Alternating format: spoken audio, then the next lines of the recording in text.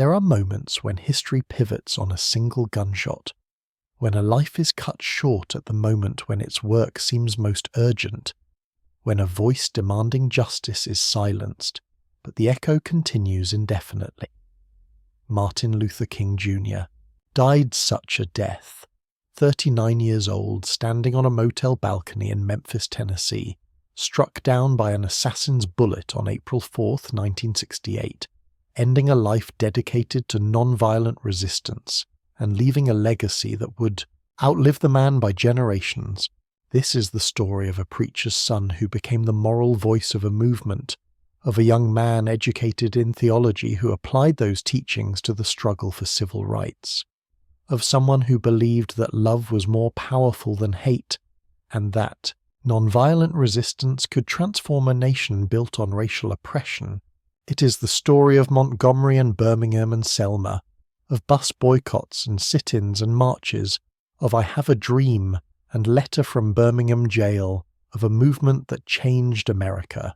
The narrative moves slowly from a comfortable home in Atlanta where a boy grew up sheltered from the worst of segregation, but unable to escape its reach, through education that prepared him for ministry, to Montgomery where a bus boycott thrust him, into leadership, to Birmingham where fire hoses and police dogs shocked the nation's conscience, to Washington where he articulated a dream, to Memphis where that dream was interrupted but not ended.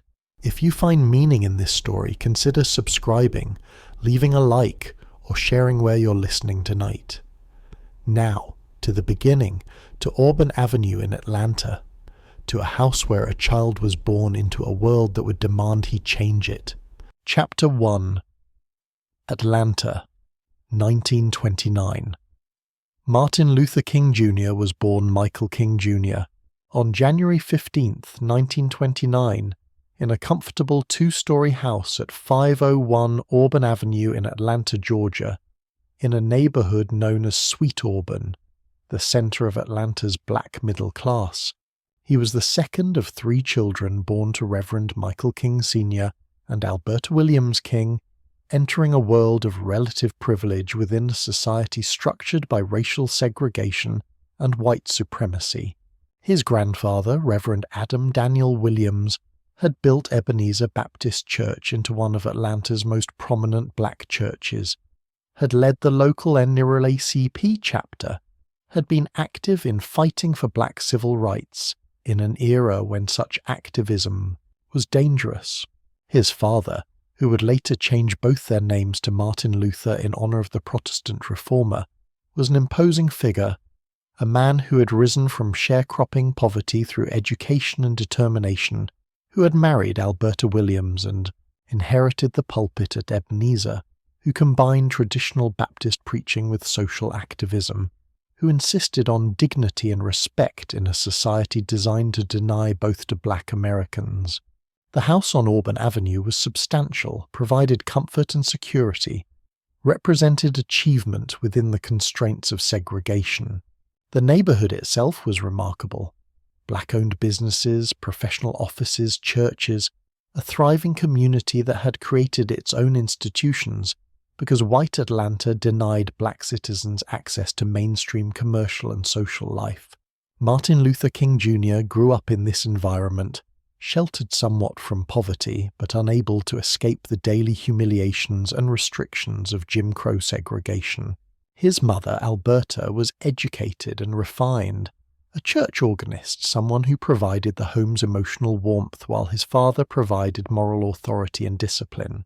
She taught him to read before he started school, fostered his love of words and learning, gave him the foundation for the education that would shape his life.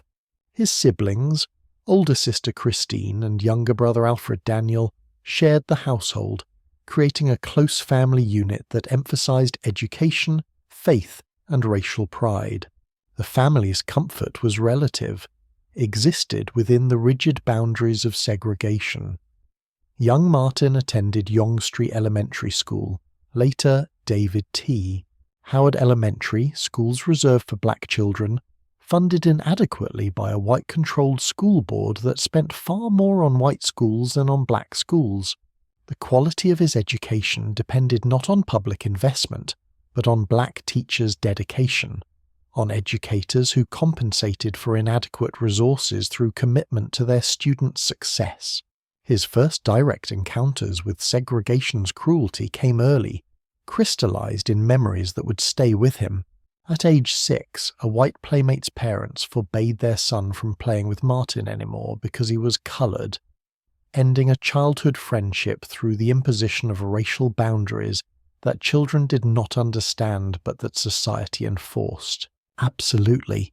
The incident confused and hurt him, raised questions about why race should matter, why friendship should be prohibited by skin color. Another formative experience came when his father took him to buy shoes in downtown Atlanta. The white clerk told them they would have to move to the colored section in the back of the store. His father refused, declared that they would buy shoes sitting where they were, or would buy no shoes at all. Walked out of the store with young Martin, demonstrating that dignity sometimes required refusing service rather than accepting humiliation. The lesson that self-respect meant resisting degradation even at personal cost would influence Martin's entire approach to civil rights activism. As he grew older, the restrictions multiplied, the geography of segregation became clearer. There were neighborhoods black people could not enter, restaurants where they could not eat, water fountains they could not drink from, schools they could not attend, jobs they could not hold, opportunities they were systematically denied. Atlanta in the 1930s and 40s was a rigidly segregated city, proudly calling itself too busy to hate, while maintaining racial hierarchy through law and custom, and violence when necessary. But Sweet Auburn provided an alternative geography, a space where black achievement was visible, where black professionals, doctors, lawyers, ministers, teachers, business owners, demonstrated that segregation's claims about black inferiority were lies. Young Martin saw black excellence daily, internalized the message that education and hard work could produce success despite obstacles, learned that the black community could create its own institutions and its own leadership. His father's ministry at Ebenezer Baptist Church was central to this community, provided not just spiritual guidance but social leadership, advocated for black rights within the constraints of what was possible in the segregated South. Daddy King, as he was known, participated in voter registration drives, supported the NAACP, preached sermons that addressed social justice as well as salvation, modeled activist ministry that combined saving souls with fighting oppression. Young Martin absorbed this approach, grew up understanding that Christianity required engagement with worldly injustice, that faith demanded action, that the gospel's message of liberation and equality meant something in the here and now, and not just in the afterlife. The theological foundation for his later activism was being laid in childhood, through sermons heard and conversations witnessed, through the example of ministers who saw no contradiction between serving God and fighting segregation.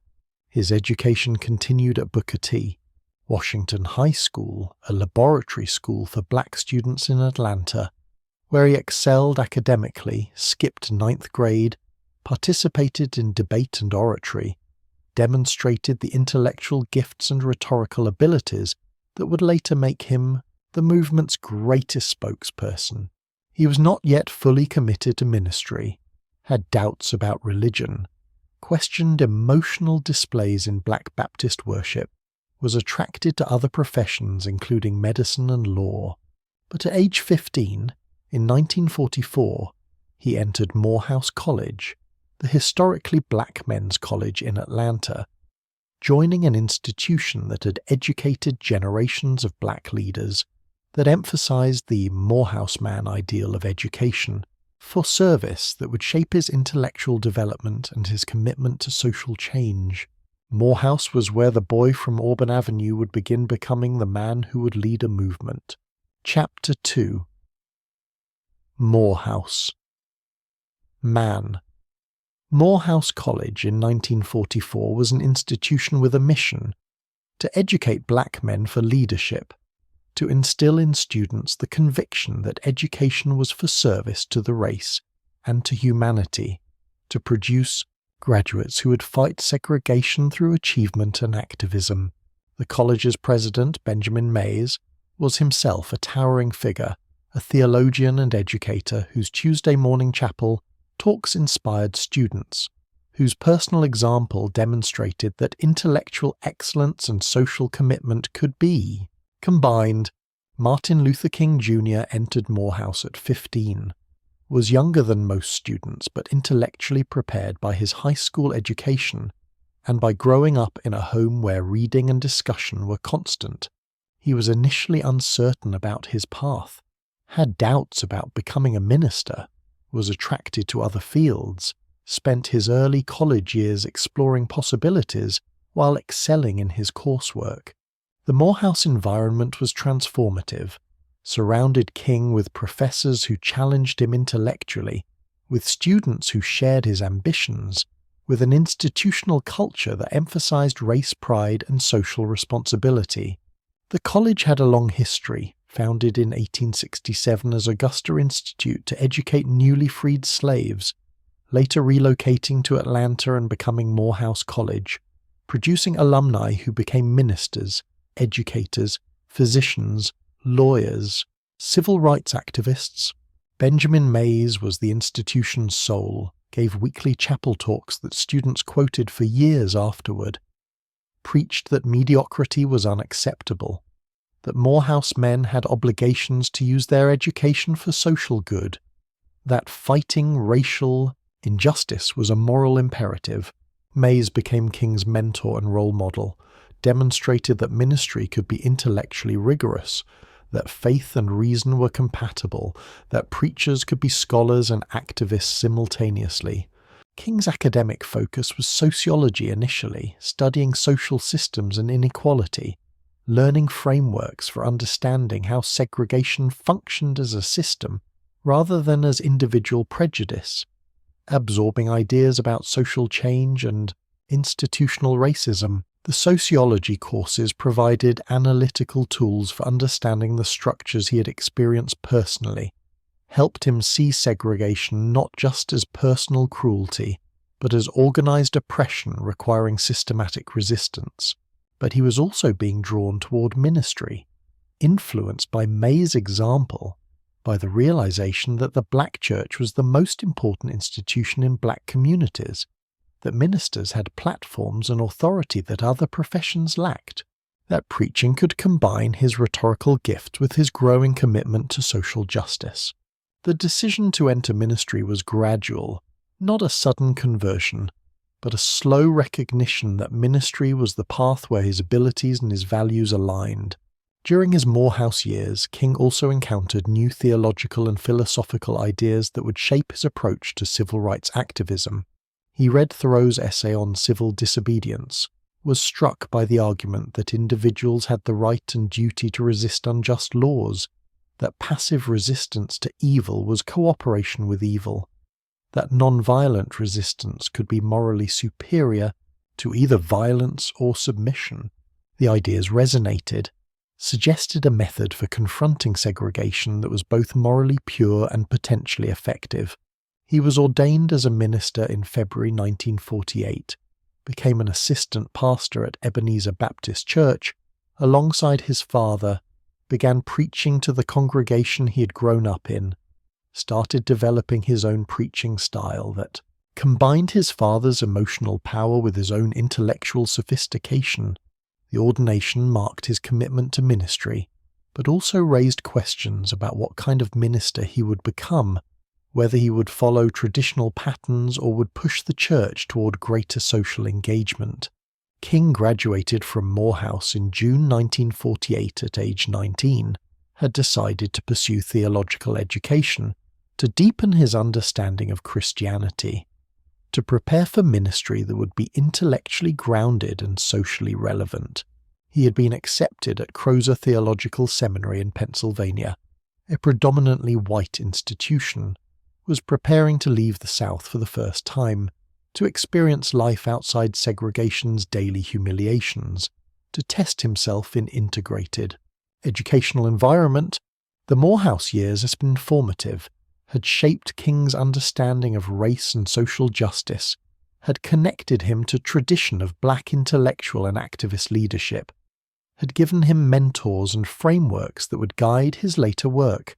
Benjamin Mays would remain a lifelong influence, would deliver King's eulogy after his assassination, would represent the educational institution that had prepared him for leadership. But Morehouse had also been limiting in some ways, had been segregated by necessity, had not exposed King to the broader theological and philosophical currents that were shaping American religious thought.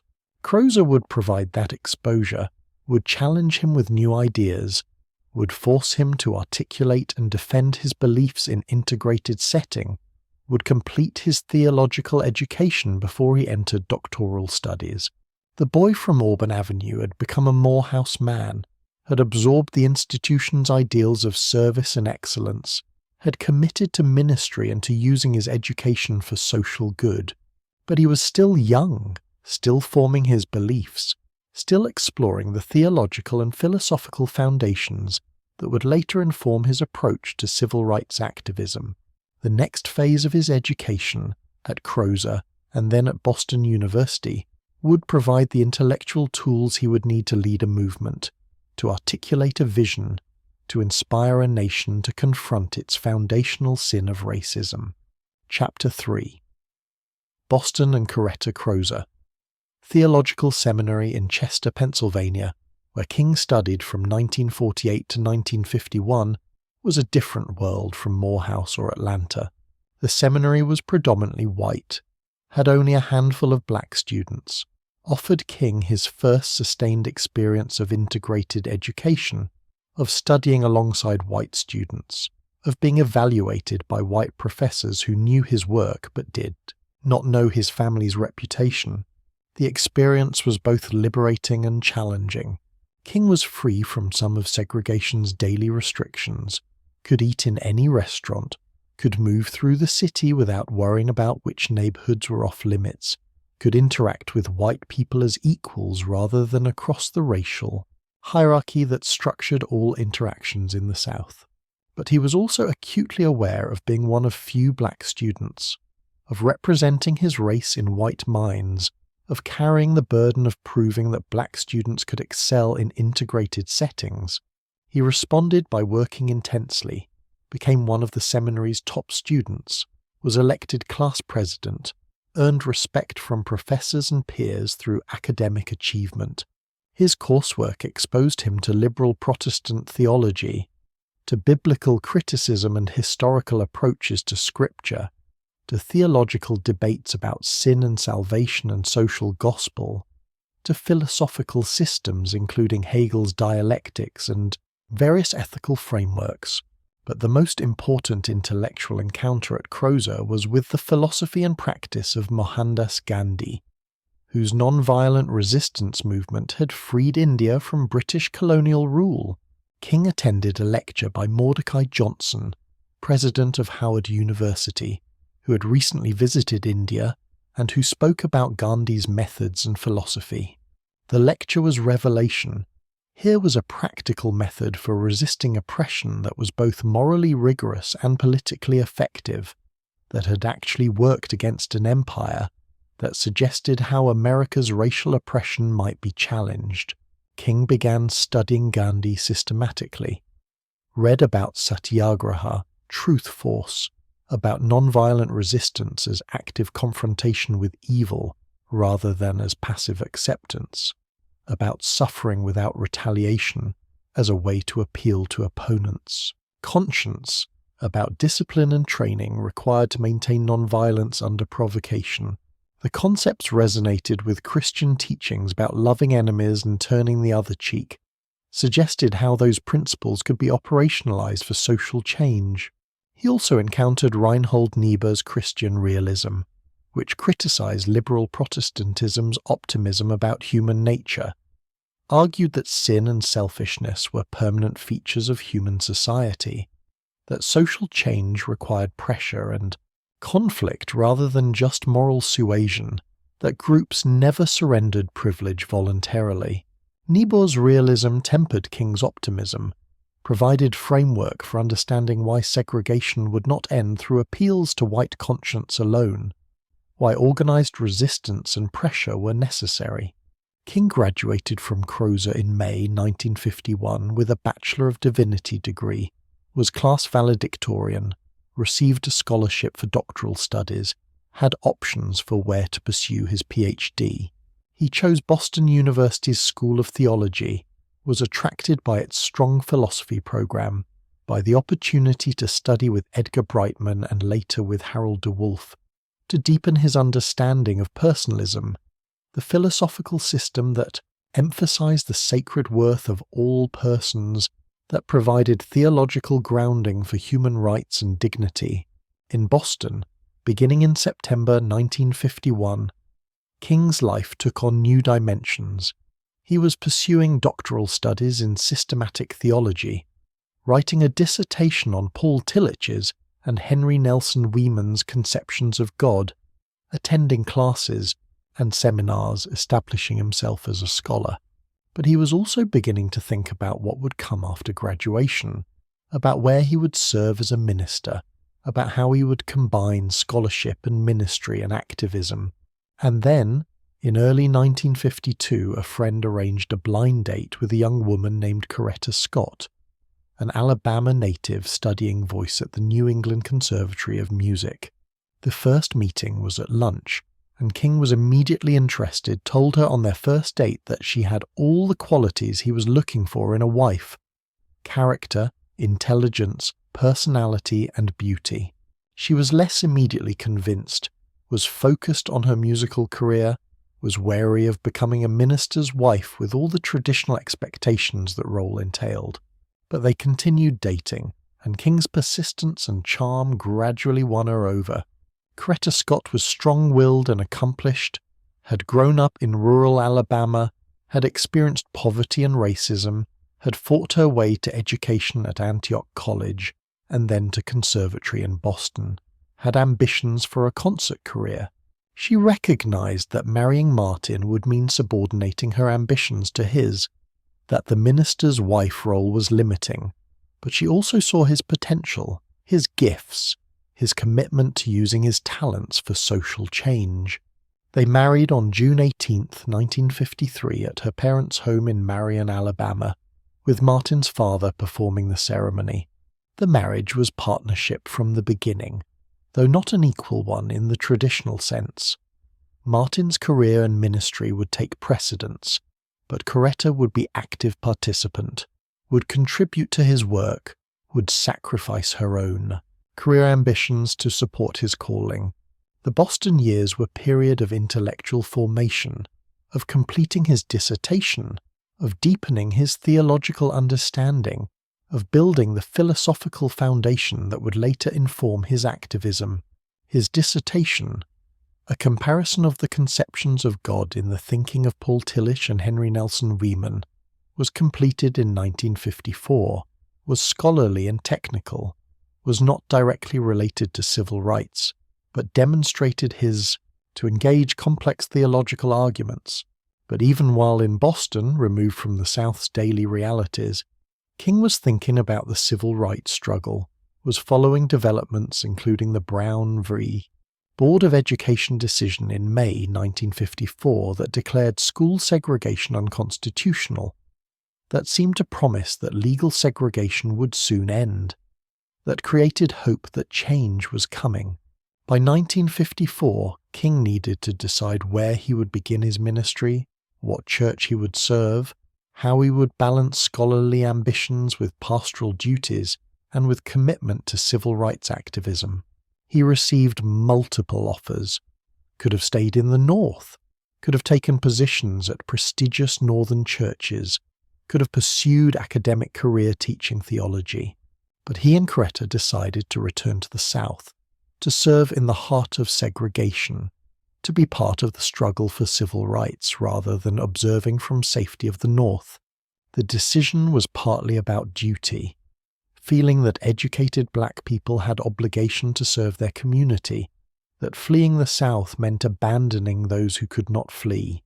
But it was also about opportunity, the sense that the South was where history was being made, where the civil rights struggle would be fought and won or lost. In April 1954, King accepted the pastorate at Dexter Avenue Baptist Church in Montgomery, Alabama, a prominent middle-class black church just blocks from the state capitol building. A church that wanted an educated young minister that would give him platform and salary and the time to finish his dissertation.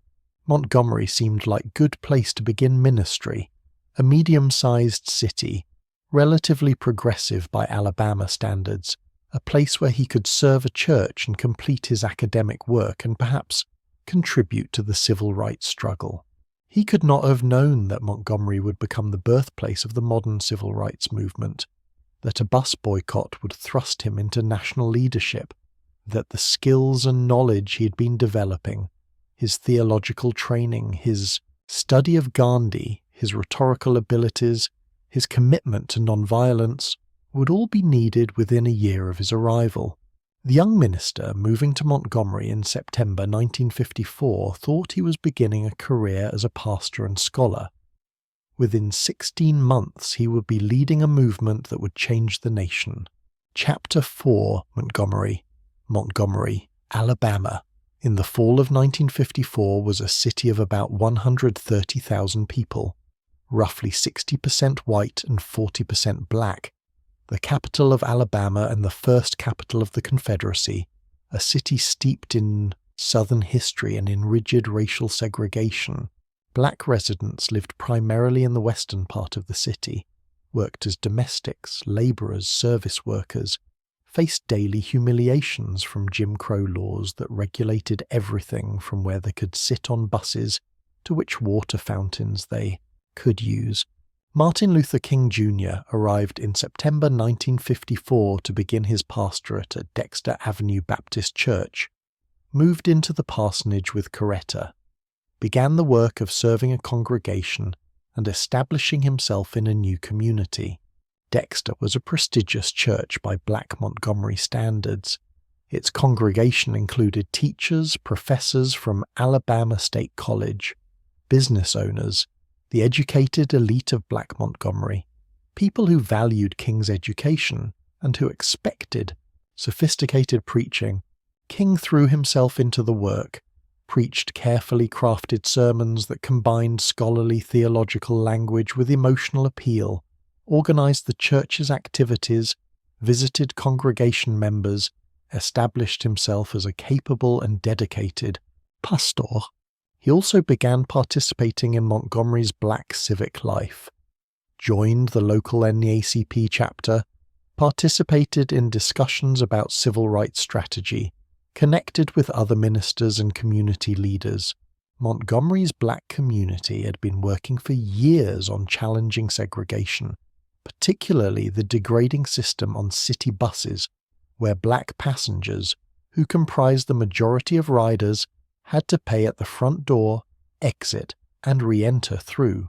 The back door had to stand even when seats in the white section were empty, had to surrender seats to white passengers on demand. The bus system was profitable because of black ridership, but treated black passengers with contempt, employed white drivers who routinely insulted and sometimes physically assaulted black riders. Several incidents in the years before King's arrival had sparked brief protests. Black women arrested for refusing to give up their seats, community meetings discussing bus boycotts, legal challenges that had not succeeded in changing the system. The Women's Political Council, led by Joanne Robinson, had been particularly active, had threatened bus boycotts, had been organizing and planning for years, waiting for the right moment and the right case to launch a sustained protest. King was aware of these efforts but was not yet central to them, was focused on his church duties and on finishing his dissertation, was sympathetic to civil rights activism but was not yet a movement leader. That would change on December 1st, 1955, when Rosa Parks, a 42-year-old seamstress and NAACP secretary, refused to give up her seat to a white passenger on a Montgomery bus and was arrested.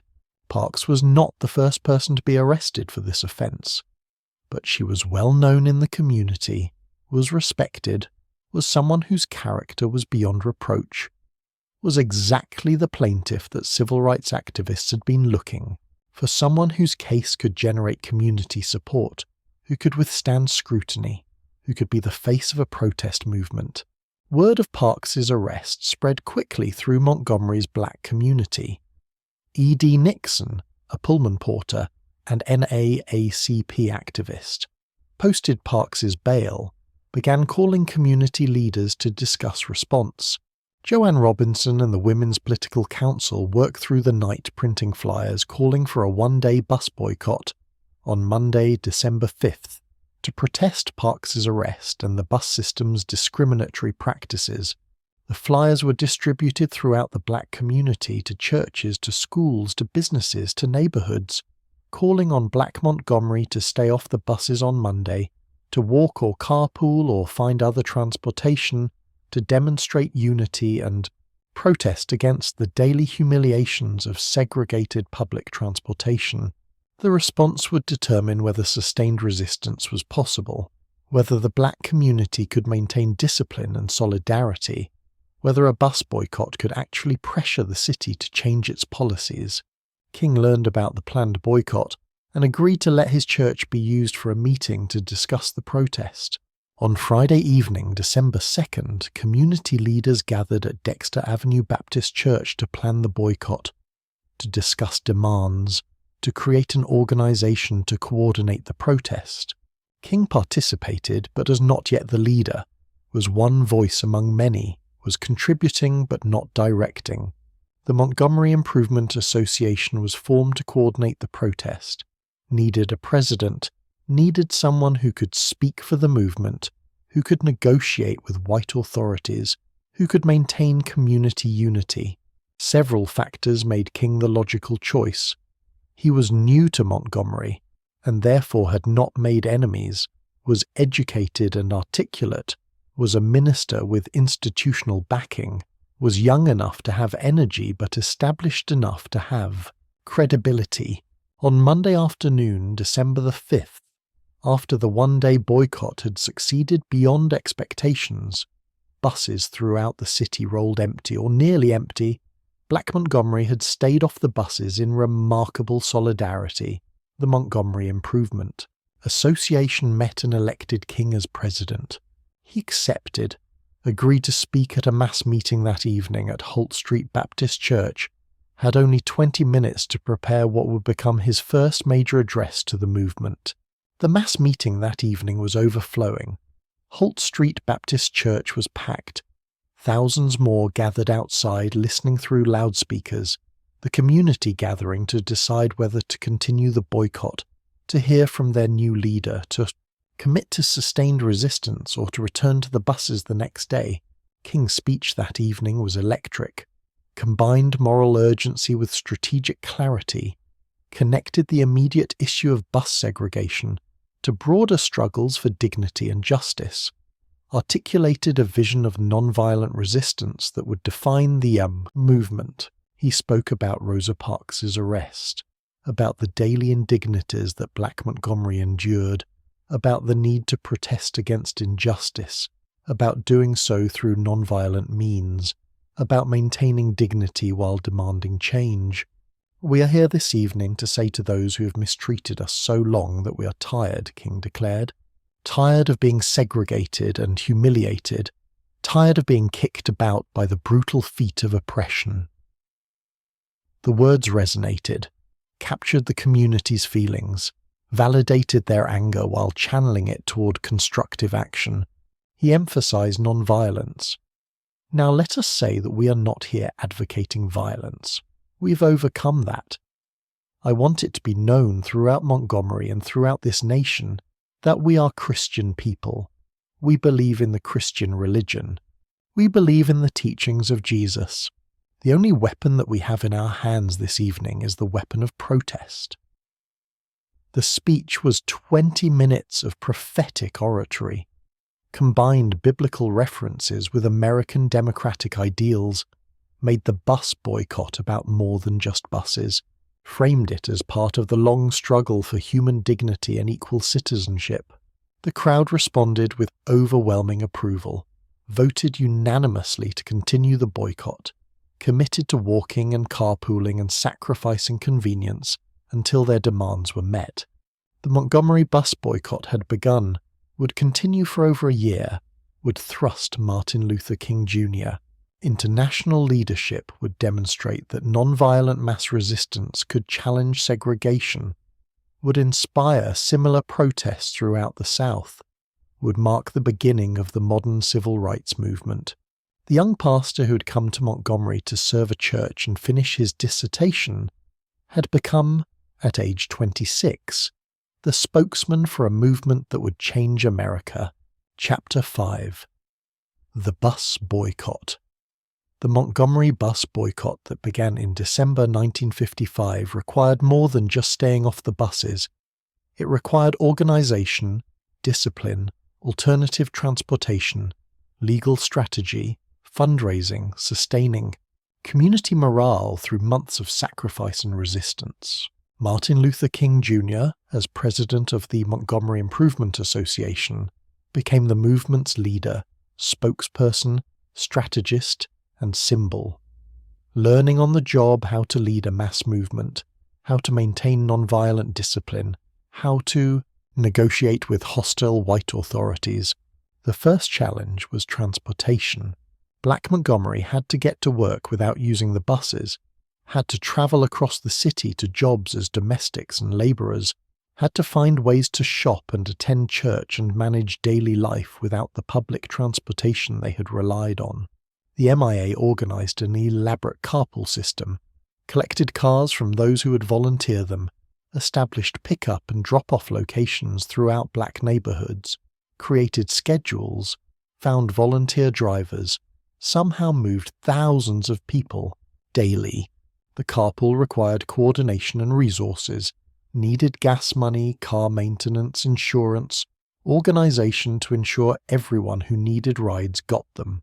The MIA held mass meetings every Monday evening at different churches, collected donations, maintained enthusiasm, reported progress, addressed concerns, used the meetings as opportunities for community building and spiritual renewal, transformed the boycott into religious crusade as much as political protest. King's role expanded beyond just presiding at meetings. He became the movement's public face, gave interviews to journalists, explained the boycott's purpose to northern audiences, raised funds from sympathetic churches and organizations outside. Montgomery negotiated with city officials who were hostile but who eventually had to recognize that the boycott was not ending quickly. The city's response was to try to break the boycott through legal harassment and intimidation. In January 1956, King was arrested on a spurious speeding charge, was taken to jail, experienced his first incarceration, understood viscerally that leadership meant being targeted, that visibility brought danger. The arrest generated publicity that helped the boycott, brought national attention to Montgomery, demonstrated that authorities were willing to use law enforcement to suppress the protest. On January 30th, 1956, King experienced the most frightening moment of the boycott. While he was at a meeting, a bomb exploded on the front porch of his house on South Jackson Street. Coretta and their 2-month-old daughter Yolanda were inside, were unharmed but terrified. The explosion a clear attempt to terrorize King into abandoning the boycott, to demonstrate that leadership had a price, that his family was vulnerable. King rushed home, found an angry crowd gathered, found Black Montgomery residents armed and ready to respond with violence to the bombing, found a situation that could easily explode into a riot that would destroy the movement's nonviolent character, and give authorities justification for crushing the protest. Standing on his damaged porch, King addressed the crowd, told them that violence would not solve anything, that they had to maintain nonviolent discipline, that We must love our white brothers no matter what they do to us. The moment crystallized. King's leadership, his ability to maintain non-violent discipline at the moment when violence seemed justified, his moral authority that could restrain community anger, his commitment to the principles he preached even when his own family was attacked. The crowd dispersed peacefully, the boycott continued, the movement maintained its moral high ground. The legal strategy was pursued simultaneously. The MIA filed a federal lawsuit challenging the constitutionality of bus segregation, seeking to overturn not just Montgomery's practices, but the entire legal structure of segregated public transportation. The case, Browder v. Gale, argued that bus segregation violated the 14th Amendment's Equal Protection Clause, that the Supreme Court's Brown decision ending school segregation applied to all public facilities, including buses. While the federal case proceeded, the city tried another tactic. In February 1956, a grand jury indicted King and 89 other boycott leaders under an old Alabama law prohibiting conspiracies to interfere with business. King was the first to be tried, was convicted in March, was sentenced to a fine or jail time, appealed the conviction, used the trial as platform to explain the boycott's moral basis, turned legal harassment into publicity opportunity. The boycott continued through spring and summer of 1956. Black Montgomery walking and carpooling, sacrificing convenience, enduring exhaustion and harassment, maintaining solidarity despite city officials' predictions that the boycott would collapse. The white business community was suffering. Downtown stores were losing black customers who could not get downtown without buses. Bus company was losing revenue. The economic pressure was mounting. In November 1956, the city tried to kill the carpool, obtained a court order declaring it an illegal transportation system, scheduled a hearing that seemed certain to end the alternative transportation that made the boycott sustainable. On the morning of the hearing, King sat in the courtroom expecting defeat, expecting that the carpool would be ordered to shut down, potentially ending the boycott. But then a reporter brought news. The U.S. Supreme Court had affirmed a lower court ruling in Browder v. Gale, had declared that bus segregation was unconstitutional, had given the Montgomery movement complete legal victory. The timing was extraordinary, the victory total. The boycott had succeeded not just in gaining concessions, but in ending legal bus segregation altogether. The boycott continued for a few more weeks while the Supreme Court order worked its way through legal procedures, finally ending on December 20th, 1956, after 381 days, after Black Montgomery had stayed off the buses for more than a year, after proving that sustained nonviolent resistance could defeat segregation, after transforming Martin Luther King Jr. from an unknown young pastor into a national civil rights leader. On December 21st, 1956, King and other black leaders boarded Montgomery buses, sat in the front seats, rode without incident, marked the end of bus segregation in Montgomery. The victory was symbolic and practical. Integrated buses demonstrated that change was possible, but more importantly, the boycott had demonstrated a method, had shown that organized nonviolent resistance could work, had trained a generation of activists, had created confidence that segregation could be challenged successfully. The Montgomery bus boycott established Martin Luther King Jr. as the civil rights movement's preeminent leader, validated his philosophy of nonviolent resistance, demonstrated his ability to inspire and organize, showed that the theological and philosophical principles he had studied could be applied to practical social change. He was 27 years old, had been thrust into leadership by circumstance and by community choice, had proven himself through more than a year of sustained activism. But the boycott was just the beginning, was one victory in one city, was a successful battle but not the war. Segregation remained entrenched throughout the South, was enforced by law and custom and violence, was defended by white political leaders and by white citizens determined to maintain racial hierarchy. The question was whether the Montgomery model could be replicated, whether nonviolent resistance could be sustained across multiple campaigns, whether the movement could grow from local protest to regional and national force for change. King and other leaders were already thinking about the next steps, about organizing across the South, about coordinating efforts in multiple cities, about building an organization that could sustain the movement, about taking the struggle beyond buses, to schools and lunch counters and voting rights and all the other areas where segregation oppressed Black Americans. The Montgomery victory had opened possibilities, had demonstrated that change was achievable, had given the movement its leader and its method. What remained was to apply those lessons across the South, to transform regional protest into national movement, to force America to confront its original sin of racism. Chapter 6: Birmingham. The years between the Montgomery bus boycott and the Birmingham campaign saw the civil rights movement expand and evolve. The formation of the Southern Christian Leadership Conference in 1957 with King as president, sit-ins beginning in Greensboro in 1960 and spreading across the South, freedom rides in 1961 testing desegregation of interstate bus terminals, voter registration drives facing violent resistance, multiple campaigns in multiple cities with varying degrees of success and failure. By early 1963, the movement needed a decisive victory, needed to generate the kind of national attention and moral clarity that had emerged from Montgomery, needed to force the Kennedy administration and Congress to act on civil rights legislation. Birmingham, Alabama was chosen as the target, the most segregated city in America, ruled by Commissioner of Public Safety Bull Connor, who was known for his violent enforcement of segregation, a city where the Ku Klux Klan was active and where bombings of black homes and churches had earned the city the nickname Bombingham.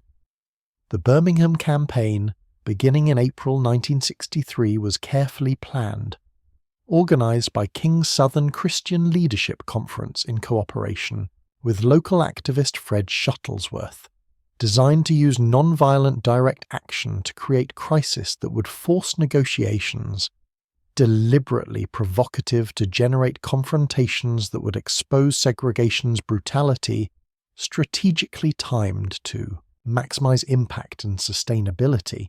The campaign had multiple phases: sit-ins at segregated lunch counters, marches to City Hall, boycotts of downtown stores, efforts to fill the jails with demonstrators, pressure on Birmingham's business community to negotiate. The goals were specific: desegregate lunch counters and other public accommodations, ensure fair hiring practices in downtown stores, establish a biracial committee to work toward broader desegregation, release arrested protesters. King arrived in Birmingham in early April, helped coordinate the campaign, participated in demonstrations, was arrested on April 12th during a march, was placed in solitary confinement, spent 8 days in Birmingham jail. While imprisoned, he learned that 8 white Alabama clergymen had published a statement in the newspaper criticizing the demonstrations as unwise and untimely, urging black citizens to pursue their goals through the courts rather than through street protests. King's response was the Letter from Birmingham Jail, written in the margins of newspapers and on scraps of paper smuggled out of jail, one of the most important documents of the civil rights movement, a thorough articulation of the moral case for nonviolent direct action, a defense of the movement's tactics and timing, a rebuke to white moderates who counseled patience and gradualism. "I am in Birmingham because injustice is here," King wrote, explaining why outsiders had a right and duty to fight injustice anywhere. He explained why waiting was no longer acceptable. "For years now I have heard the word, 'wait.' It rings in the ear of every Negro with piercing familiarity. This wait has almost always meant never. We must come to see, with one of our distinguished jurists that justice too long delayed is justice denied. The letter distinguished between just and unjust laws, argued that individuals had not just a right but a responsibility to disobey unjust laws. One has not only a legal but a moral responsibility to obey just laws. Conversely, one has a moral responsibility to disobey unjust laws. The argument drew on Augustine and Aquinas, on Socrates and Thoreau, on the American tradition of civil disobedience, placed the Birmingham campaign in the context of longed, philosophical and religious traditions of resisting tyranny, but the letter's sharpest criticism was reserved for white moderates who claimed to support civil rights, but who opposed the movement's tactics, who counselled patience, who valued order over justice.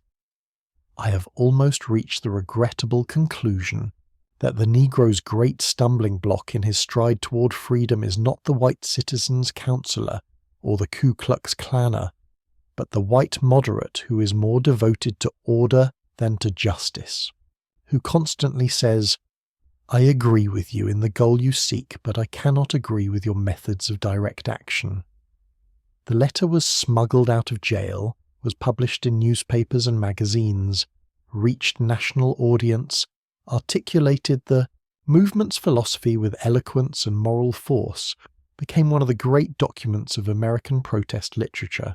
It demonstrated King's intellectual sophistication, his ability to engage critics on theological and philosophical grounds, his skill at marshalling arguments from multiple traditions to support the movement's tactics. But the Birmingham campaign was struggling.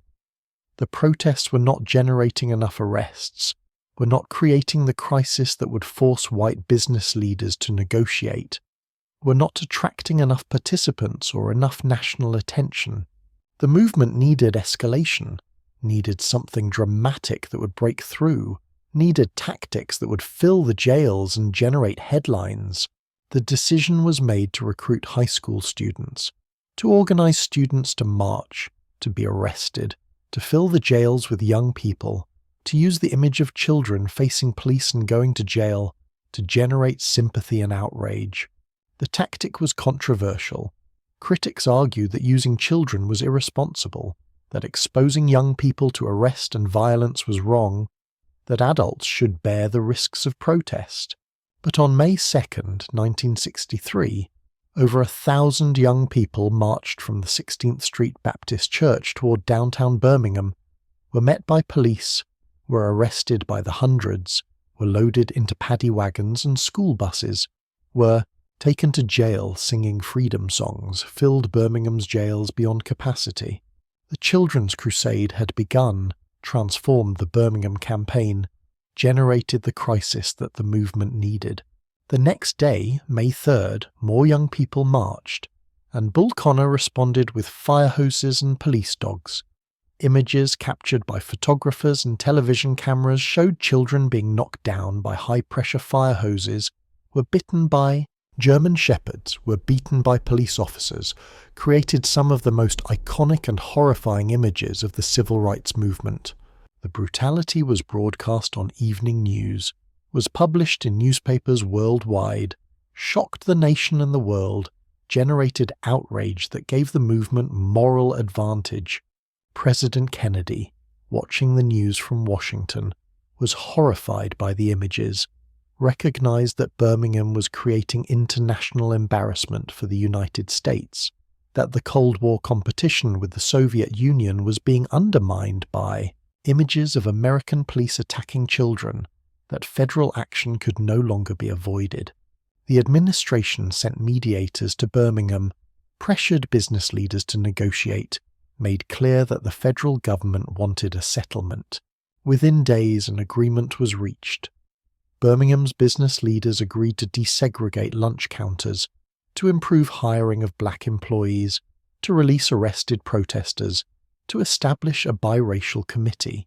The agreement was not total victory, did not address all forms of segregation, left many issues unresolved, but was significant enough to declare Birmingham a success, to demonstrate that sustained nonviolent pressure could force concessions even in the most segregated cities, but the victory was followed by violence. The Gaston Motel where King had stayed was bombed, his brother's home was bombed, riots erupted in Birmingham's black neighbourhoods, federal troops had to be deployed to restore order. The violence demonstrated that victories created backlash, that progress provoked resistance, that the movement's successes made it a target. Worse was to come.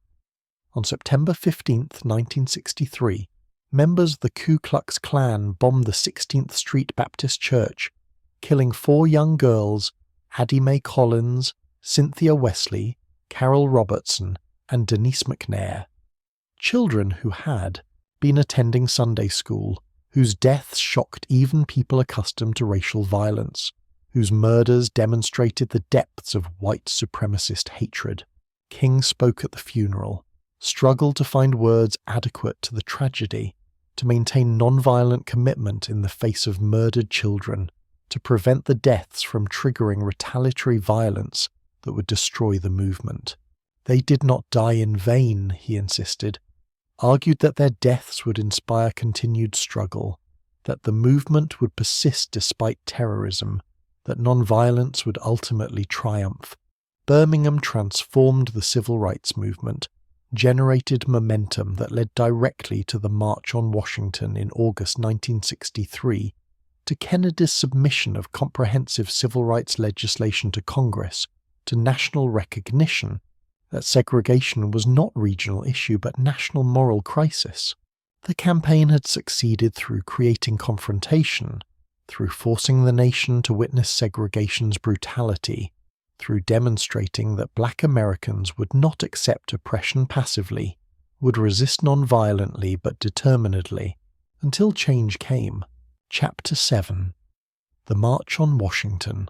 The March on Washington for Jobs and Freedom on August 28, 1963, was the culmination of years of organizing, the largest civil rights demonstration in American history to that point.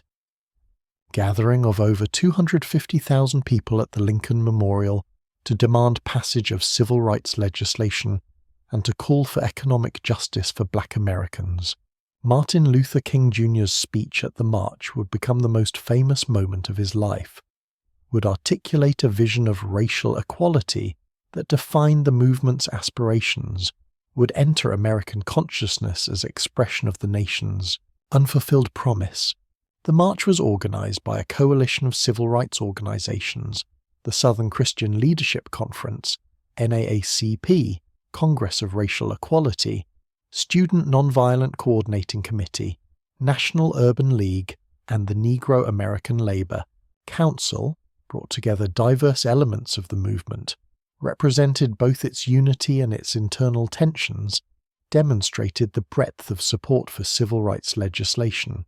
The Kennedy administration had been wary of the march initially, had worried that it would provoke backlash, that violence might erupt, that the demonstration might hurt rather than help the Civil Rights Bill's chances in Congress. But as planning proceeded, as it became clear that the march would happen with or without administration support, Kennedy endorsed it, met with march leaders, used federal resources to help with logistics and security. The march itself was peaceful and powerful. Thousands traveled to Washington from across the country by bus and train and car, converged on the National Mall, listened to speeches and music, demonstrated in disciplined fashion their commitment to civil rights, created a spectacle of peaceful protest that contradicted white fears of black violence and disorder. Multiple speakers addressed the crowd before King, labor leaders, civil rights activists, entertainers including Mahalia Jackson and Joan Baez provided music, created a sense of celebration and purpose, built toward King's address that was scheduled. To close the program, King had prepared a speech, had written and revised it, had shown drafts to advisors, was planning to deliver carefully crafted remarks about the moral urgency of the civil rights movement. But as he approached the conclusion of his prepared text, Mahalia Jackson, who was standing nearby, called out, "Tell them about the dream, Martin." She was referring to a theme King had used in previous speeches, a metaphor of the American dream and its unfulfillment for Black Americans, a vision of what the country could become if it lived up to its ideals. King departed from his prepared text, began speaking extemporaneously, launched into the section that would make the speech immortal. I say to you today, my friends, so even though we face the difficulties of today and tomorrow, I still have a dream.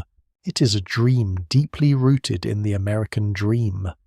He articulated the dream, that one day the nation would live up to its creed that all men are created equal, that his children would be judged not by the colour of their skin but by the content of their character, that sons of former slaves and sons of former slave owners would sit down together at the table of brotherhood, that even Mississippi would be transformed into an oasis of freedom and justice. The rhetoric soared, combined biblical imagery with American constitutional language, invoked geography. Let freedom ring from Stone Mountain of Georgia, from Lookout Mountain of Tennessee, from every hill and molehill of Mississippi, created a litany that built a crescendo, that painted a picture of America redeemed, that called the nation to fulfill its promise. The speech concluded with a vision of unity. When we allow freedom to ring, when we let it ring from every village and every hamlet, from every state and every city, we will be able to speed up that day when all of God's children, black men and white men, Jews and Gentiles, Protestants and Catholics, will be able to join hands and sing in the words of the old Negro spiritual, "Free at last, free at last. Thank God Almighty we are free at last." The crowd responded with overwhelming enthusiasm.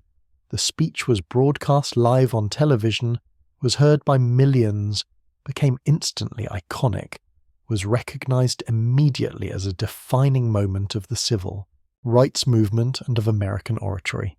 King had articulated the movement's vision with eloquence that transcended the immediate political demands, had connected civil rights struggle to American founding ideals, had made the case that racial equality was not a special interest but was fulfillment of American promise. But the speech also contained tensions that would become more apparent in King's later years. The emphasis on dreams and hopes, the optimistic vision of eventual triumph, the appeal to American ideals and to white conscience, all assumed that moral persuasion and nonviolent protest would eventually succeed, that America would choose to live up to its principles, that the arc of the moral universe bent toward justice. The years after the March on Washington would test that optimism, would reveal that Southern resistance was more intractable than the speech suggested, that progress required not just moral witness, but political power and sustained pressure, that the dream-faced opposition from powerful forces determined to prevent its realization. But in August 1963, on the steps of the Lincoln Memorial, the dream seemed achievable, the momentum seemed unstoppable, the movement seemed on the verge of transforming America. The march was followed by a meeting at the White House. King and other march leaders met with President Kennedy, discussed the Civil Rights Bill, coordinated strategy for getting it through Congress, demonstrated that the movement had become force, that political leaders had to engage, that civil rights was now on the national agenda in ways it had not been before. But the euphoria was short-lived. On September 15th, less than 3 weeks after the march, the 16th Street Baptist Church was bombed in Birmingham, killing 4 young girls, demonstrating that progress provoked violent resistance, that the movement's victories made it a target. And then, on November 22nd, 1963, President Kennedy was assassinated in Dallas, removing from office a president who had finally committed to civil rights legislation, creating uncertainty about whether his successor would continue that commitment. Lyndon Johnson, who became president after Kennedy's death, would prove to be even more committed to civil rights legislation than Kennedy had been. would use his legislative skill and his determination to push through the Civil Rights Act of 1964 and the Voting Rights Act of 1965 would give the movement the legal victories it had been fighting for. But in November 1963, the future seemed uncertain, the progress seemed fragile, the dream seemed threatened by forces that opposed change through any means necessary, including assassination and terrorism. Martin Luther King Jr. was 34 years old in the months after the March on Washington, had been leading the movement for 8 years, had achieved international recognition, had been named Time magazine's Man of the Year for 1963, had become the face and voice of the civil rights movement, but he was also exhausted, was under constant FBI surveillance, was receiving death threats constantly, was struggling with the burdens of leadership and with doubts about the movement's direction. The next years would bring both the movement's greatest legislative victories and its most difficult challenges, Selma and the Voting Rights Act, the turn toward economic justice and opposition to the Vietnam War, the expansion from Southern segregation to Northern urban poverty, the growing militancy within the movement and the emergence of Black power as alternative to nonviolence, the increasing isolation of King as he moved from civil rights to broader critique of American society. But in late 1963, standing on the achievement of the March on Washington but mourning the murdered children in Birmingham and the assassinated president, King faced the future with hope tempered by hard experience, with dreams that remained unfulfilled but that seemed within reach. Chapter 8: Selma and the Voting Rights Act. By early 1964, the civil rights movement had achieved significant victories.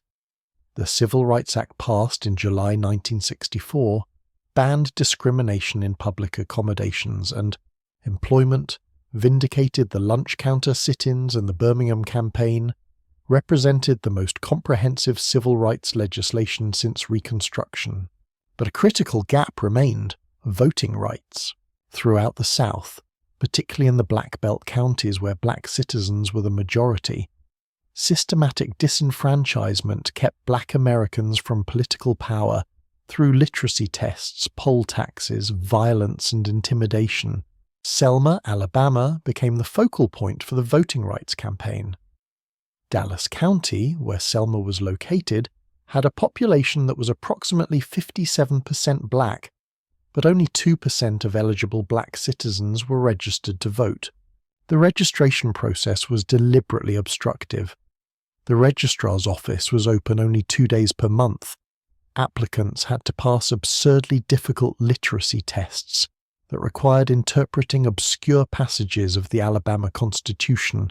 White registrars had absolute discretion to reject applications for any reason, and those who attempted to register risked losing their jobs or facing violence. Local activists in Selma, particularly the Student Nonviolent Coordinating Committee workers, who'd been organizing there for 2 years, invited King and the Southern Christian Leadership Conference to launch a campaign focused on voting rights, to use Selma as the site for demonstrations that would generate national attention and federal action, just as Birmingham had done. King accepted, saw Selma as the next necessary battle, understood that political power required the vote, that all other gains were vulnerable without electoral participation. The Selma campaign began in January 1965 with mass meetings at Brown Chapel AME Church, with attempts to register at the courthouse, with marches that were met by Sheriff Jim Clark and his deputies, who responded with arrests and violence. The demonstrations followed a familiar pattern: non-violent protesters confronting brutal law enforcement, creating images that would shock national audiences, generating pressure for federal intervention. The violence escalated through January and February.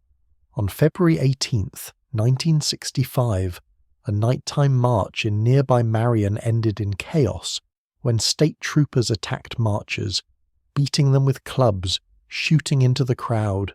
Jimmy Lee Jackson, a 26-year-old church deacon and Army veteran, was shot by a state trooper while trying to protect his mother and grandfather, died 8 days later from his wounds, became a martyr whose death intensified the campaign's urgency. In response to Jackson's death, movement leaders decided to organize a march from Selma to the state capital in Montgomery, a 54-mile trek that would dramatize the voting rights struggle, that would take protesters directly to Governor George Wallace, that would force national attention to remain focused on Alabama's systematic disenfranchisement of black citizens.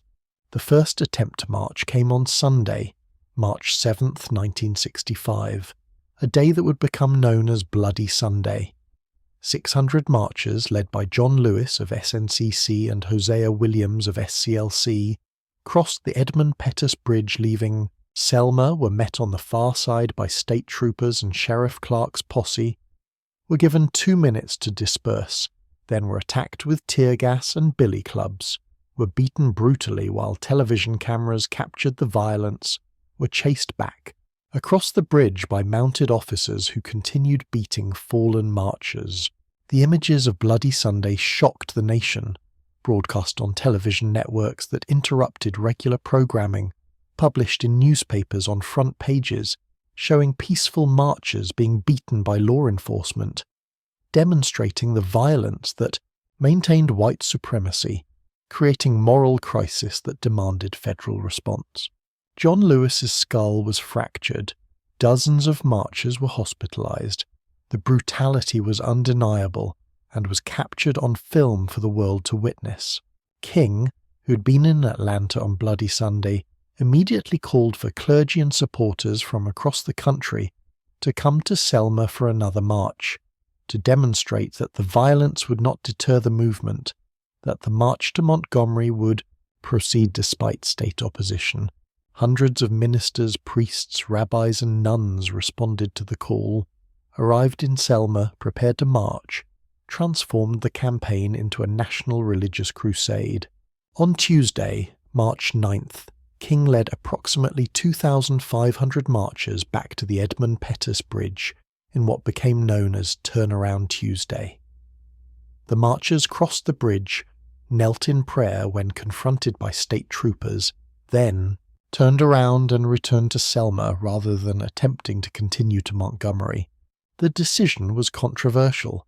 Some activists felt King had retreated in the face of opposition, had failed to maintain momentum, had allowed fear to overcome principle.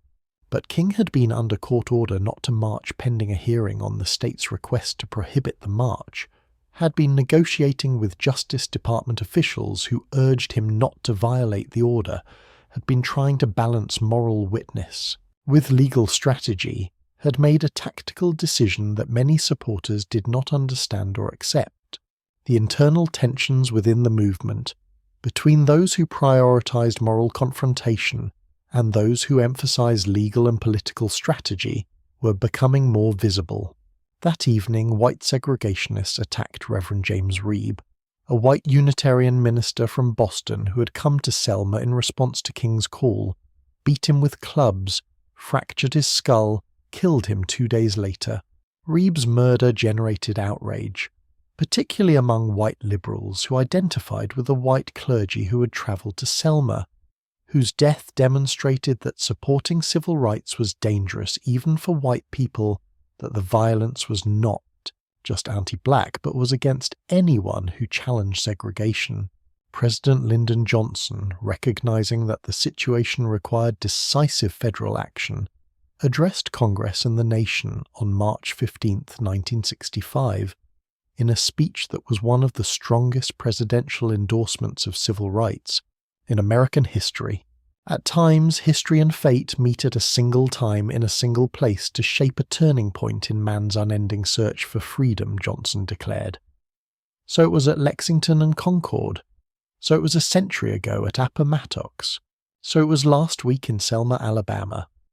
Johnson committed to submitting voting rights legislation, told Congress that delay was no longer acceptable, invoked the movement's most famous phrase, "and we shall overcome." The speech was extraordinary, represented the federal government's full alignment with the civil rights movement, promised legislation that would end the disenfranchisement that had persisted since Reconstruction. With Johnson's commitment to legislation secured, the march from Selma to Montgomery was finally permitted. On March 21, 1965, approximately 3,000 marchers left Selma under the protection of federalized Alabama National Guard troops and federal marshals, walked 12 miles the first day, camped overnight in fields, continued walking for 5 days, arrived in Montgomery on March 25th with their numbers swelled to 25,000. King spoke at the Alabama state capitol, addressed the crowd from the same steps where Jefferson Davis had been inaugurated as President of the Confederacy, delivered a speech titled "How Long, Not Long," that was one of his greatest orations, that asked how long it would take before justice arrived and answered with the cadence of a preacher. How long? Not long, because the arc of the moral universe is long, but it bends toward justice.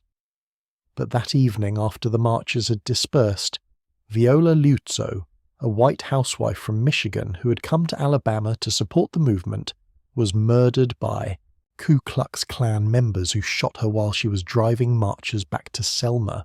Her death was another reminder that progress provoked violence, that victories were paid for in blood, that those who challenged segregation risked everything. The Voting Rights Act was signed into law by President Johnson on August 6, 1965, in the Capitol Rotunda with King and other civil rights leaders present.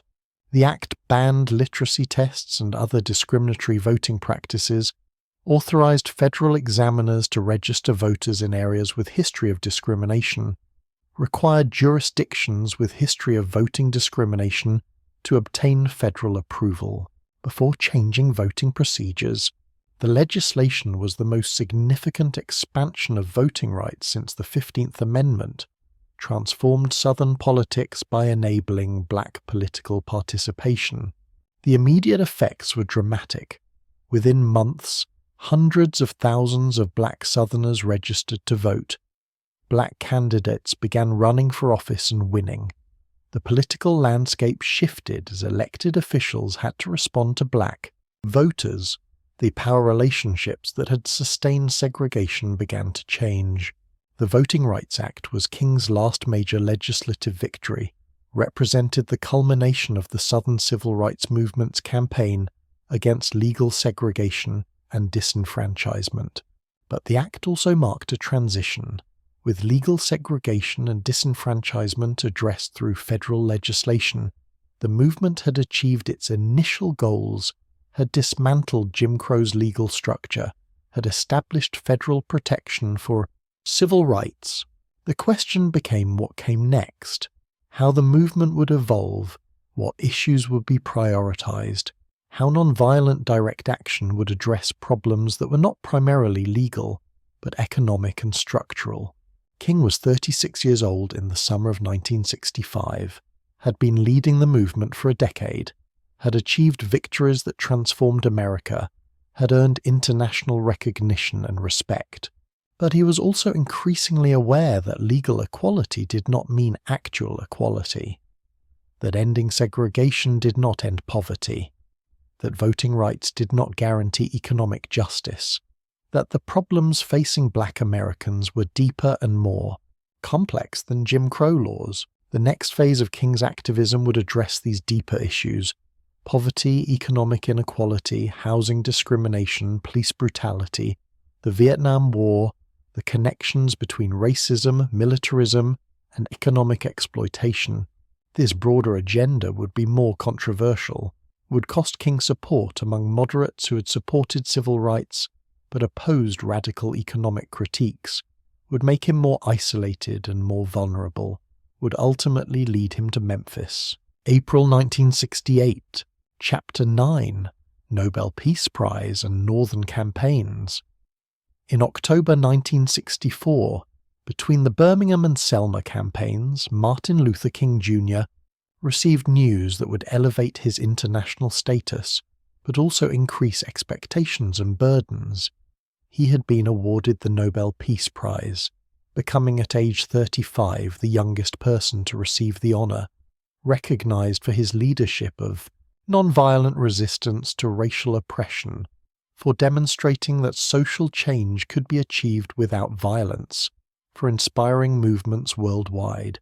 The announcement came while King was hospitalized in Atlanta, exhausted from the relentless pace of activism, suffering from fatigue and stress, needing rest that his schedule rarely permitted.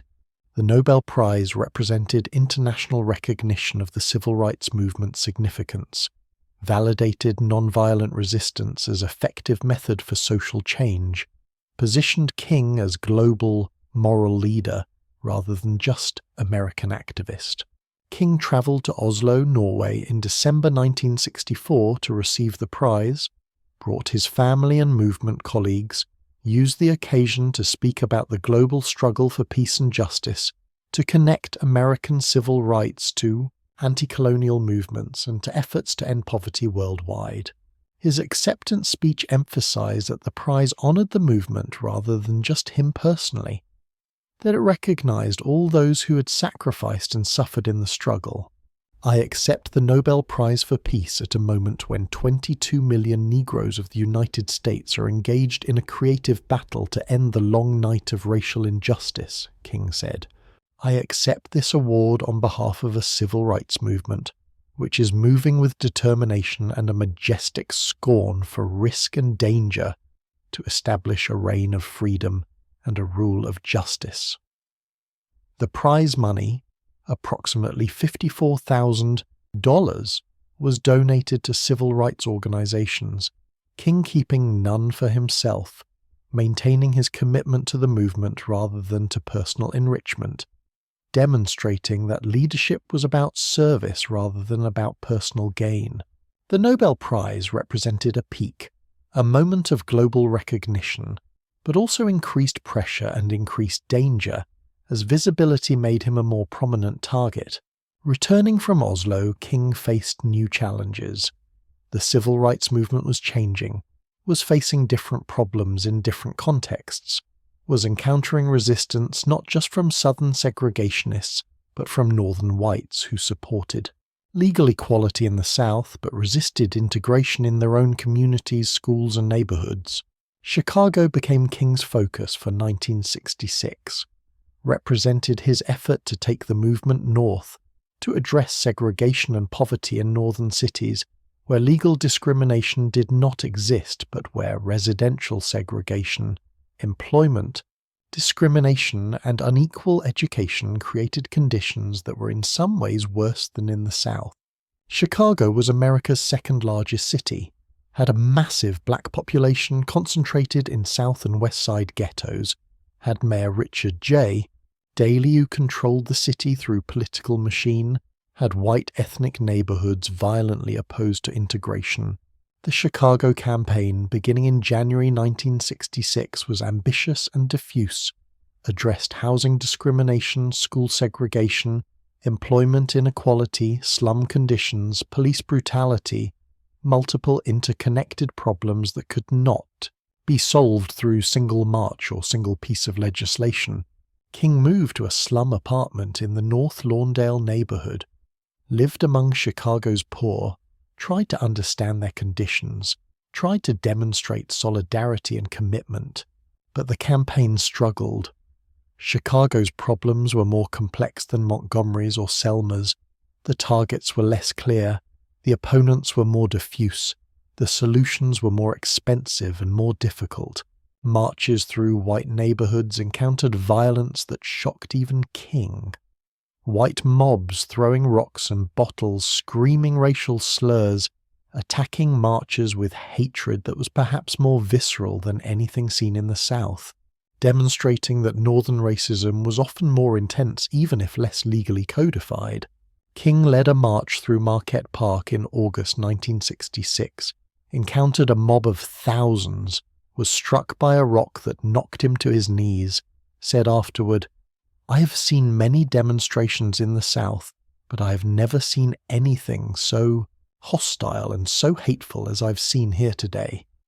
The violence exposed Northern racism, challenged the idea that racial problems were only Southern problems, demonstrated that integration faced resistance throughout America. The Chicago campaign produced modest results: an agreement with the city and with real estate industry to end some discriminatory practices, commitments to build more public housing and to scatter it rather than concentrating it in black neighborhoods, promises that were incompletely fulfilled, changes that did not transform Chicago's segregation. The campaign was generally seen as a failure, as demonstrating the limits of the tactics that had worked in the South, as showing that Northern problems required different approaches. But Chicago also radicalized King, deepened his understanding of economic inequality, convinced him that racism was inseparable from capitalism's exploitation, that addressing poverty required systemic change rather than just legal reforms, that the civil rights movement had to evolve into something broader and more challenging to American power structures. Chapter 10: Vietnam and Beyond Civil Rights. By 1966, the Vietnam War was escalating, American troop levels approaching 500,000, bombing campaigns intensifying, casualties mounting, the war becoming central to American politics and to protests that were increasingly challenging government policy. King had been privately troubled by the war for years, had questioned whether a nation spending billions on military destruction could commit to addressing poverty, had recognized the disproportionate burden of the war on poor and black Americans who were drafted in higher numbers and died in higher percentages. But King had been reluctant to speak publicly against the war, had been advised by other civil rights leaders and by administration officials that opposing the war would damage the civil rights movement, would alienate President Johnson, who was both.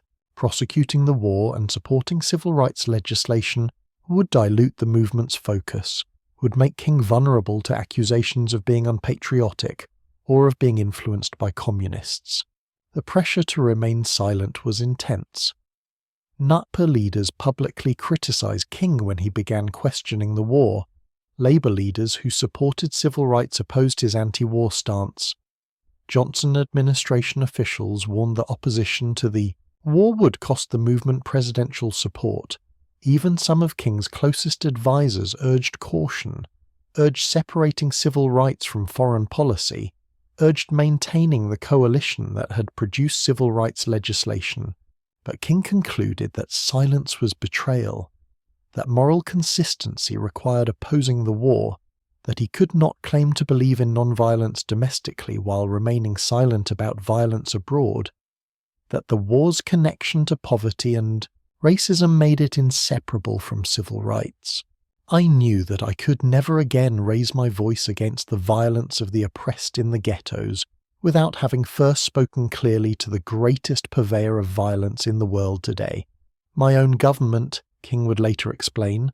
On April 4, 1967, exactly 1 year before his assassination, King delivered his most comprehensive statement against the war in a speech at Riverside Church in New York City titled "Beyond Vietnam, A Time to Break Silence." The speech was devastating critique of American foreign policy, called the United States the greatest purveyor of violence in the world today, argued that the war was unjust, was destroying Vietnamese society, was diverting resources from domestic needs, was corrupting America's moral standing. King made the connections explicit between spending on war and neglect of poverty, between racism at home and imperialism abroad, between violence in Vietnam and violence in American ghettos, between the draft that sent poor and black men to fight, while the wealthy received deferments, and the structural inequality that characterized American society. A nation that continues year after year to spend more money on military defense than on programs of social uplift is approaching spiritual death, he declared. The speech provoked fierce criticism. Life magazine called it demagogic slander. The Washington Post said it was a grave injury to those who are his natural allies. NACP officially distanced itself from King's position, many civil rights leaders publicly disagreed, polls showed a majority of Americans opposed King's anti-war stance. The criticism demonstrated that King's moral authority had limits, that challenging the war was more controversial than challenging segregation, that his coalition was fracturing over issues beyond civil rights. But King persisted, continued speaking against the war, participated in anti-war demonstrations, helped organize the spring mobilization to end the war in Vietnam in April 1967, marched with hundreds of thousands from Central Park to the United Nations, used his platform to oppose the war despite the cost to his reputation and his political effectiveness. The opposition to Vietnam was part of broader evolution in King's thinking, toward what he called the three evils of racism, poverty, and militarism, toward understanding these as interconnected rather than as separate problems, toward critique of American society that went beyond civil rights to challenge economic structures and foreign policy. This evolution made King more radical, more isolated, more controversial, but also more prophetic, more willing to speak truths that were uncomfortable, more committed to comprehensive vision of justice. Chapter 11. The Poor People's Campaign.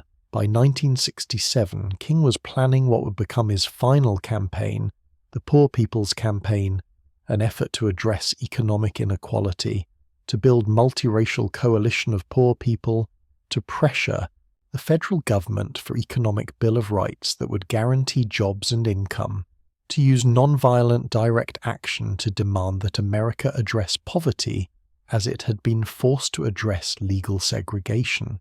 The campaign represented King's conviction that civil rights were insufficient, that legal equality meant little without economic justice, that poverty was the next battleground, that the movement had to address class as well as race.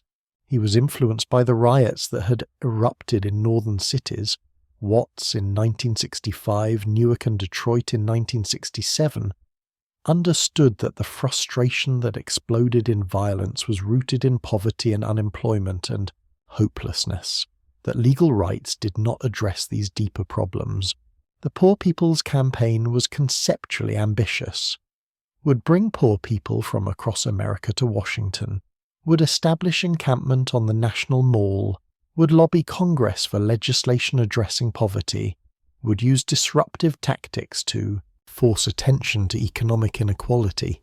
The campaign would include poor whites from Appalachia, Mexican Americans from the Southwest, Native Americans from reservations, creating coalition that transcended race, that addressed poverty as American problem rather than just black problem. But the campaign faced enormous obstacles. Organizing across racial and regional lines was difficult. Poor people lacked resources to travel to Washington. The goals were diffuse, and the demands were expensive. The political climate had shifted, rightward as white backlash against civil rights gains intensified. Johnson administration that had supported civil rights was hostile to economic radicalism. King's own organization was divided about the campaign's feasibility. King was also exhausted, was showing signs of depression and fatigue, was troubled by the divisions within the movement, by the rise of black power advocates who rejected nonviolence and integration, by the riots that seemed to vindicate those who had always claimed that black protest would lead to chaos, by the sense that the movement's momentum had stalled, that the victories of the mid-60s had not translated into broader transformation. The Black Power movement, emerging from SNCC and other young activists, rejected King's integrationism and nonviolence, argued for black self-determination, for armed self-defense, for black pride and black nationalism, rather than integration into white society. Leaders like Stokely Carmichael and H. Rat Brown represented a new militancy, appealed to young urban blacks who were frustrated with the pace of change, who questioned whether nonviolence could address police brutality and economic exploitation, who wanted to fight back rather than to turn the other cheek. King understood the frustration that produced black power, understood why non-violence seemed inadequate to young people facing poverty and police violence, but he maintained his commitment to non-violence and integration, argued that violence was impractical and immoral, that separatism would fail, that only multiracial coalition could achieve the power necessary for real change. But he was increasingly seen as moderate, as out of touch with young militants, as representative of approach that had produced legal changes but not economic transformation. Chapter 12. Memphis. The Sanitation Strike. In February 1968, sanitation workers in Memphis, Tennessee, went on strike after 2 workers were killed in an accident caused by faulty equipment after the city refused to recognize their union or to address their grievances about low wages and dangerous conditions after years of being treated with contempt by white supervisors and city officials. The workers, almost all black, carried signs that simply read, "I am a man," asserting basic dignity, demanding recognition of their humanity, connecting labor rights to civil rights. The strike was organized by Local 1733 of the American Federation of State, County, and Municipal Employees, was led by T.O. Jones and other union organizers, was supported by black ministers and community leaders who recognized that the strike represented broader issues of racial and economic justice.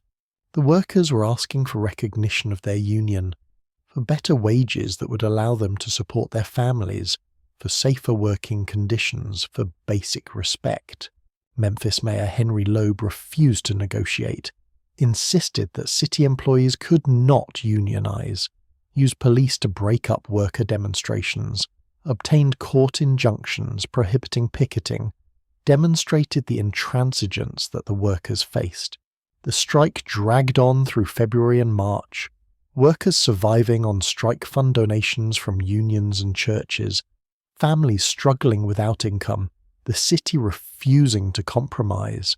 King was invited to Memphis by local ministers and union leaders, was asked to speak at a rally supporting the strike, saw the Memphis struggle as exemplifying the issues that the Poor People's Campaign would address: the intersection of racial and economic injustice, the exploitation of black workers, the denial of basic dignity.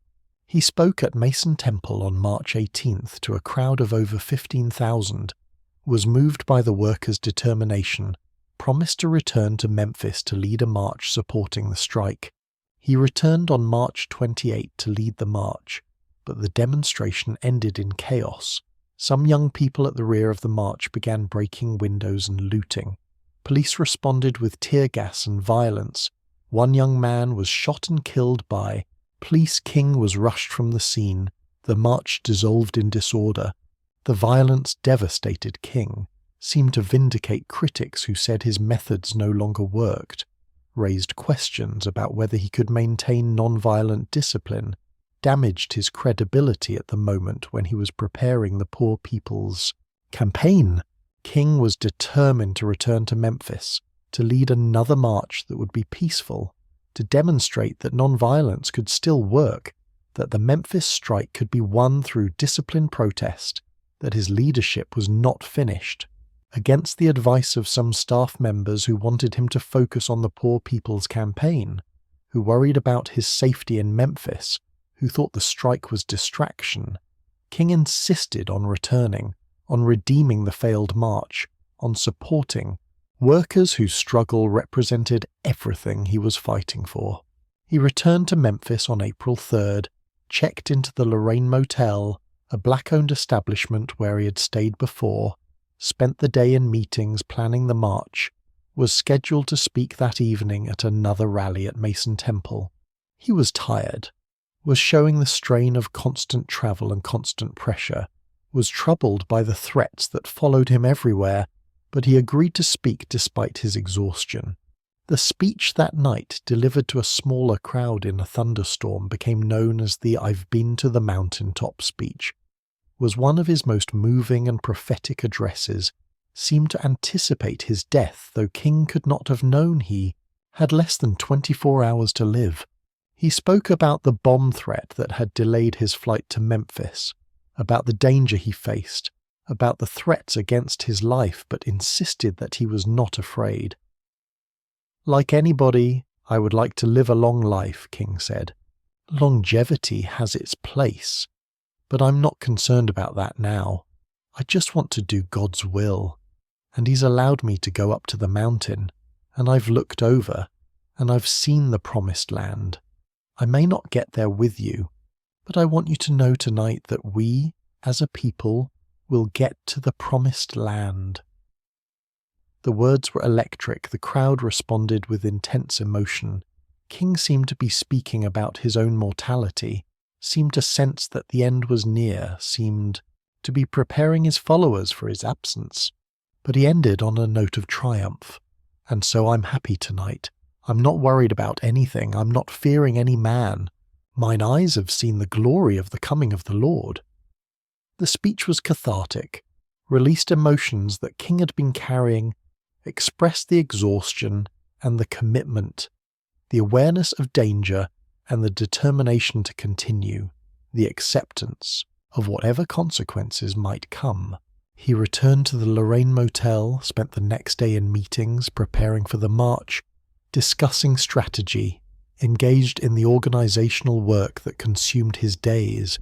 Chapter 13, April 4th, 1968, began as an ordinary day in Martin Luther King Jr.'s extraordinary life.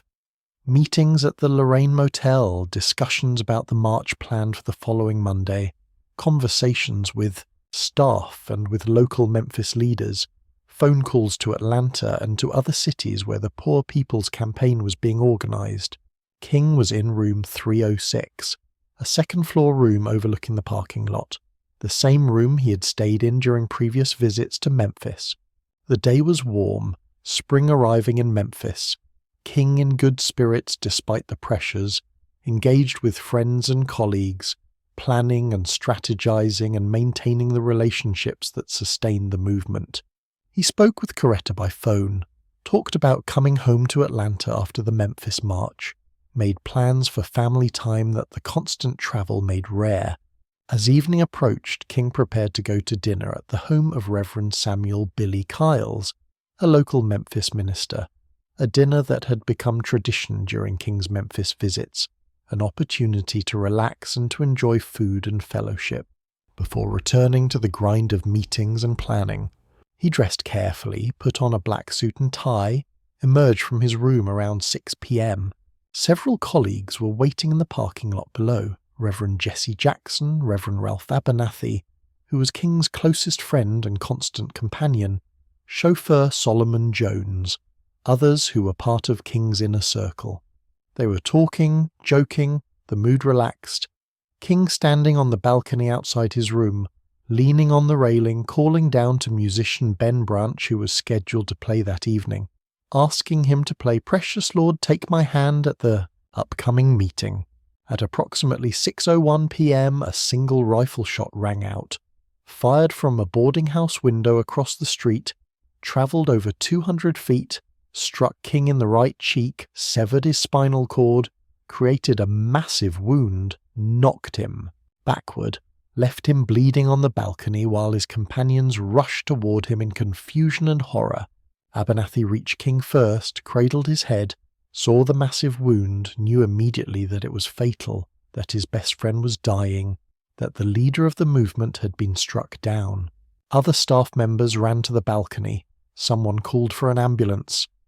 Chaos descended as people pointed toward the boarding house where the shot had come from, as police arrived, as the scene became a crime scene, as King's life ebbed away.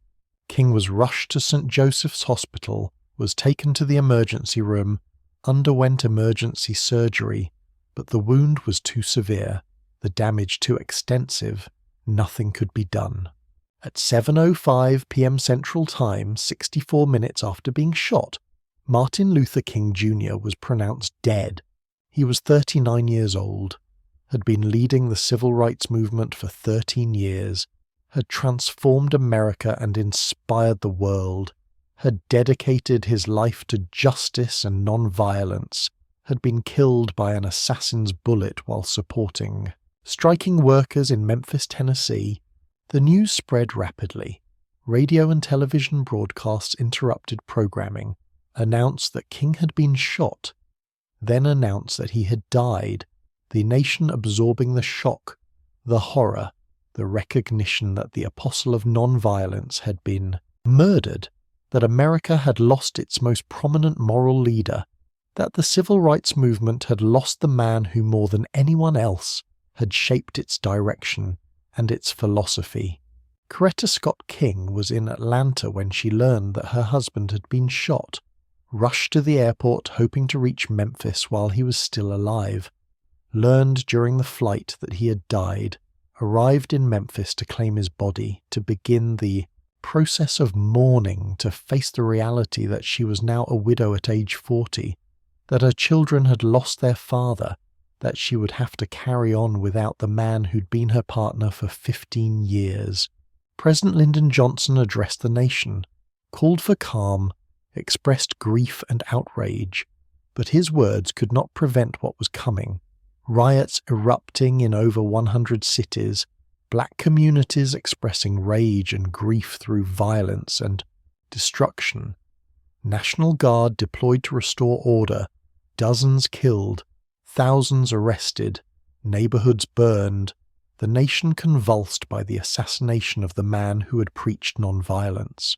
The riots seemed to vindicate those who had argued that nonviolence was insufficient, that black rage could not be contained through peaceful protest, that King's death demonstrated the failure of his philosophy rather than just the tragedy of his murder. But others argued that the riots demonstrated why King's message was necessary, why violence would not achieve justice, why the work he had begun had to continue through the methods he had advocated. James Earl Ray, a petty criminal and prison escapee, was arrested in London 2 months later, was charged with King's assassination, pled guilty to avoid the death penalty, was sentenced to 99 years in prison, later recanted his confession, and claimed he was framed, died in prison in 1998 maintaining his innocence. Questions about the assassination would persist, about whether Ray acted alone, about whether there was a conspiracy, about what motivated the killing, about whether justice was fully served. But these questions, important as they were, mattered less than the loss, the voice that would no longer speak, the leadership that would no longer guide, the vision that would no longer inspire. Martin Luther King Jr. was dead, killed at the moment when he was broadening his focus from civil rights to economic justice, when he was challenging not just Southern segregation, but American poverty and militarism, when he was pushing America to fulfill its promises in ways that were more threatening to power than the earlier civil rights campaigns had been. Chapter 14. Funeral and National Mourning. The funeral began on April 9th, 1968, 5 days after the assassination, with a private service at Ebenezer Baptist Church in Atlanta, where King had been co-pastor with his father, where he had preached his first sermons, where he'd maintained his spiritual home despite constant travel. The church was packed with family, friends, colleagues from the movement, dignitaries from across the nation and world, over 800 people squeezed into a church designed for 750. Reverend Ralph Abernathy, King's closest friend who'd been with him in Montgomery and Birmingham and Memphis, delivered the eulogy, struggled to find words adequate to the loss, spoke about King's character and his commitment, about the friendship they had shared, about the work that would continue. But perhaps the most moving moment came when King's own voice was heard, a recording of a sermon he had preached at Ebenezer just 2 months earlier, a sermon about his own funeral. In that February sermon, King had said, "If any of you are around when I have to meet my day, I don't want a long funeral. And if you get somebody to deliver the eulogy, tell them not to talk too long. Tell them not to mention that I have a Nobel Peace Prize. That isn't important. Tell them not to mention that I have 300 or 400 other awards. That's not important. Tell them not to mention where I went to school. I'd like somebody to mention that day that Martin Luther King Jr. tried to give his life serving others," he had continued. "I'd like for somebody to say that day that Martin Luther King Jr.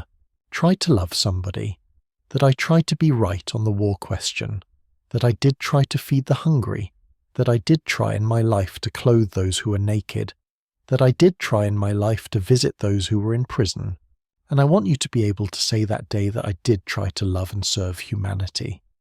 The words, recorded when King was still alive, now being played at his actual funeral, created an extraordinary moment. King speaking at his own funeral, articulating his own values, defining his own legacy, demonstrating through his own words what mattered to him, what he wanted to be remembered for, how he understood his own life's meaning. After the church service, King's coffin was placed on a simple farm wagon pulled by 2 mules, symbolizing his identification with poor people, his commitment to the powerless, his rejection of pretension and status. The wagon carried the coffin 4 miles through Atlanta's streets to Morehouse College for a public memorial service, followed by a procession of over 100,000 people. Family, friends, civil rights activists, ordinary citizens, celebrities, and dignitaries, a diverse crowd representing the coalition King had tried to build. The public service at Morehouse was held outdoors on the campus where King had been educated, where Benjamin Mays had mentored him, where he had decided to enter ministry, where he had absorbed the ideals of education for service that had shaped his life. Mays delivered the eulogy, spoke about the student he had known, about the leader King had become, about the legacy that would endure. He was supra-race, supra-nation, supra-denomination, supra-class and supra-culture, Mays said. He belonged to the world and to mankind. Now he belongs to posterity. The words captured King's transcendence, his movement from local pastor to global moral leader, his message that had resonated beyond America and beyond the civil rights movement, his place in history as one of the greats, moral voices of the 20th century. The procession and the services were broadcast live on television, watched by millions, created shared national mourning experience, demonstrated King's significance not just to the civil rights movement, but to American society, showed that his death was national tragedy rather than just movement loss. Political leaders attended: Vice President Hubert Humphrey, Supreme Court Justice Thurgood Marshall, senators and congressmen, though President Johnson did not attend, chose to remain in Washington, sent representatives instead. But the most moving presence was not the dignitaries but the ordinary people, the thousands who lined the streets, who walked in the procession, who stood for hours in the heat to pay respects, who wept openly, who sang freedom songs, who mourned a man they had never met but who had given voice to their aspirations, who had led their struggle, who had articulated their dreams of justice and equality. King was buried at Southview Cemetery in Atlanta, in a crypt that would later be moved to a memorial at the King Center, established by Coretta Scott King to preserve his legacy and continue his work. The tombstone would bear the words from his most famous speech: free at last, thank God Almighty I'm free at last. The words captured the irony. King had sought freedom for others, had fought to free black Americans from oppression, had been freed by death from the burdens of leadership, from the threats that followed him, from the exhaustion that had worn him down. The assassination sparked immediate demands for action to honor King's memory.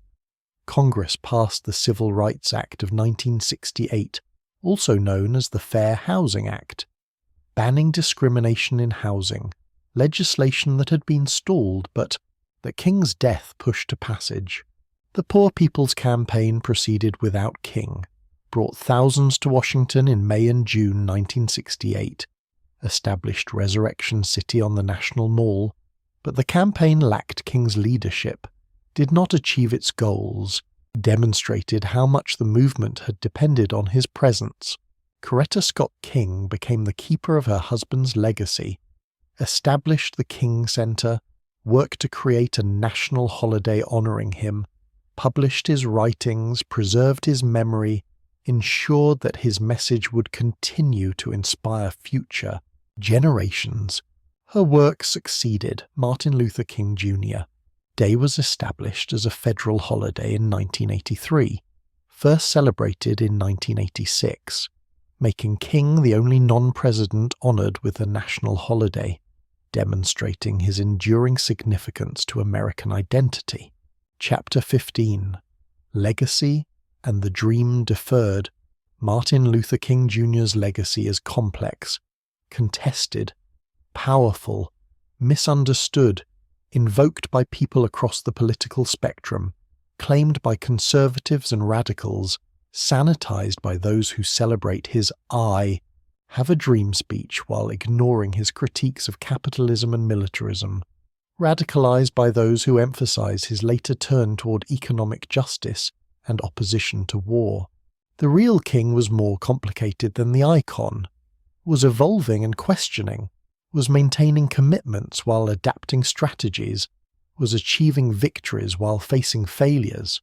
His primary achievement was destroying legal segregation, dismantling Jim Crow, using non-violent direct action to force America to end the apartheid system that had persisted since Reconstruction. The Civil Rights Act of 1964 and the Voting Rights Act of 1965 passed partly because of the campaigns he led in Birmingham and Selma, represented the most significant civil rights legislation in American history, transformed the South, opened public accommodations and voting booths to Black Americans, ended legal barriers that had maintained racial caste system. The transformation was real and substantial. Within years of the Voting Rights Act, black voter registration in the South increased dramatically. Black candidates were elected to offices throughout the region. The political landscape shifted as politicians had to compete for black votes. The solid South that had been Democratic and segregationist became Republican and more racially complex. Schools were desegregated, public facilities were integrated. The most blatant forms of racial discrimination were prohibited by federal law and enforced by federal courts. But King's legacy also includes the unfinished agenda, the work he had just begun when he was killed, the economic justice campaign that he saw as necessary completion of the civil rights movement, his turn toward addressing poverty, his critique of capitalism, his opposition to the Vietnam War, his call for guaranteed income and massive public investment in poor communities. These positions represented evolution beyond civil rights to more comprehensive vision of justice, but they did not produce legislative victories, did not generate the political coalition necessary to address economic inequality.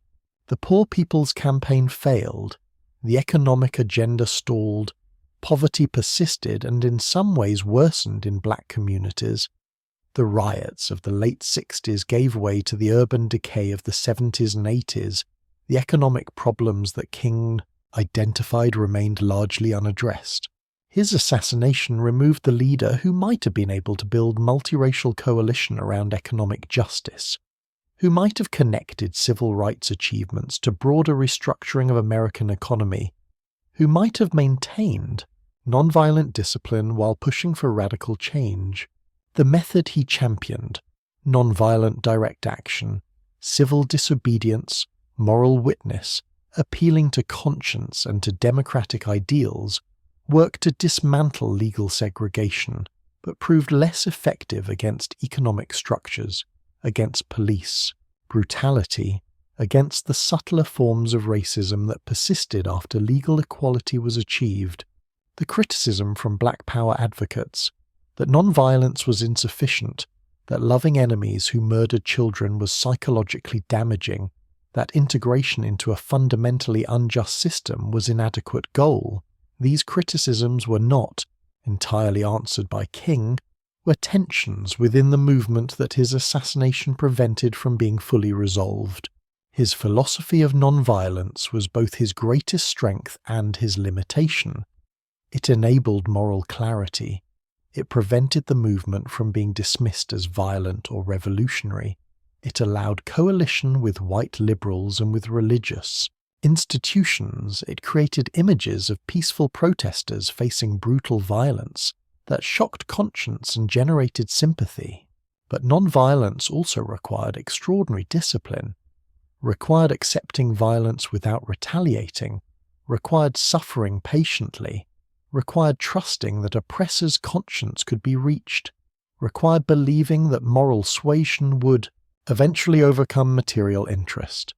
The question of whether King's nonviolence could have addressed the problems he was turning to, urban poverty, economic exploitation, police brutality, structural racism, remains unanswered because his assassination prevented him from fully developing and testing his later strategies. The Poor People's Campaign suggested his thinking, his emphasis on economic rights and on multiracial coalition of the poor, but the campaign's failure after his death does not prove that it could not have succeeded with his leadership.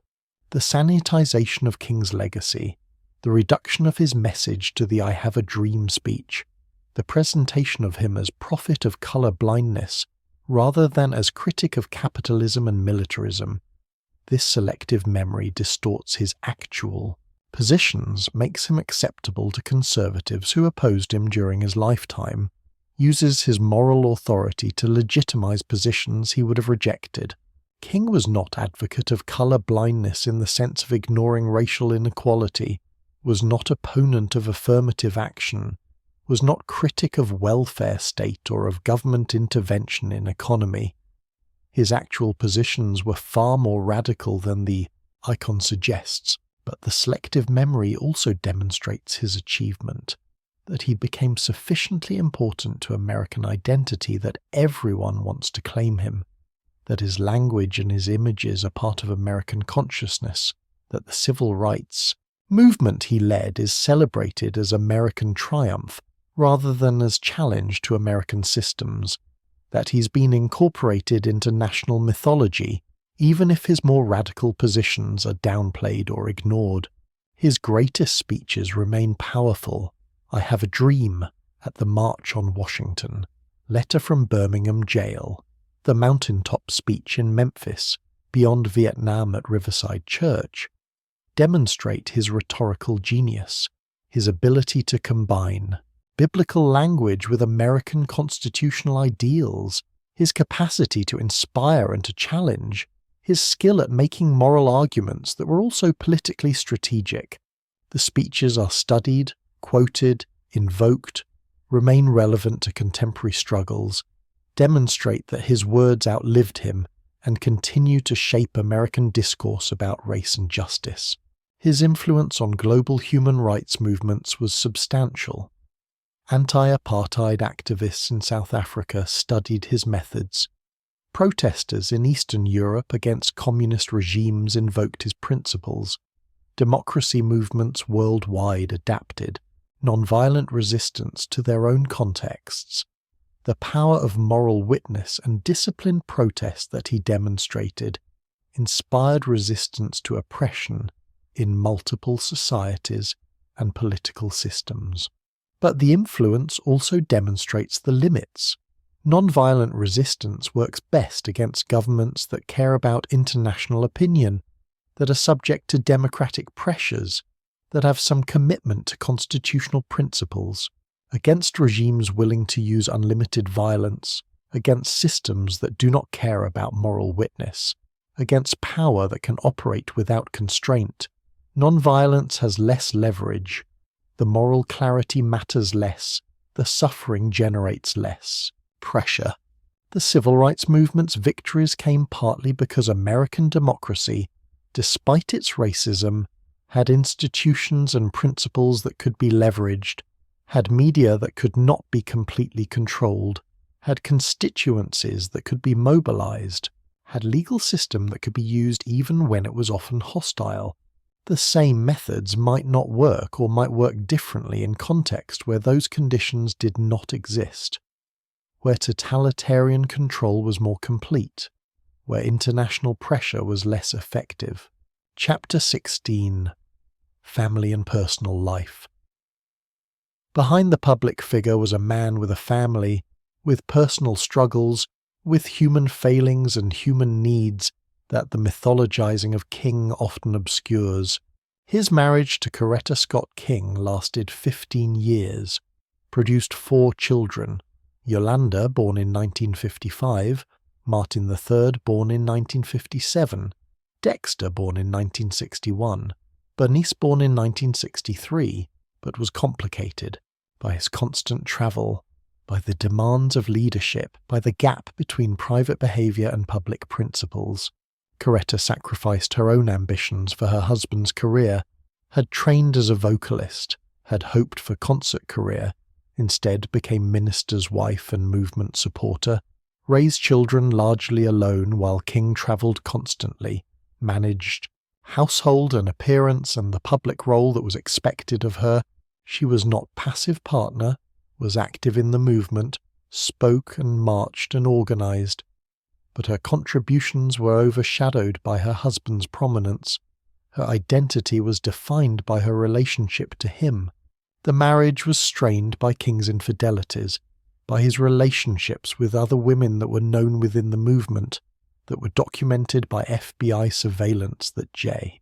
Edgar Hoover used to try to blackmail King. That represented gap between his public advocacy of Christian morality and his private behaviour. The infidelities were complicated, partly reflecting pressures of constant travel and constant danger, partly reflecting traditional patterns of ministerial authority and male privilege, partly reflecting human weakness under extraordinary stress. Coretta knew about the infidelities, chose to maintain the marriage, prioritised the movement and the family over personal grievances, demonstrated strength and dignity that matched her husband's public persona. After his death, she dedicated herself to preserving his legacy, raised their children, established institutions to continue his work, became civil rights leader in her own right, expanded his vision to include women's rights and LGBTQ rights, showed that she was more than just King's widow but was leader and activist with her own voice. The children grew up in the spotlight, were shaped by having famous father, by his absence during his life and by his martyrdom after his death, by the expectations and burdens that came with being King's children. They pursued different paths. Yolanda became actress and activist. Martin III became minister and activist. Dexter became businessman. Bernice became minister and carried on most directly her father's work at Ebenezer Baptist Church.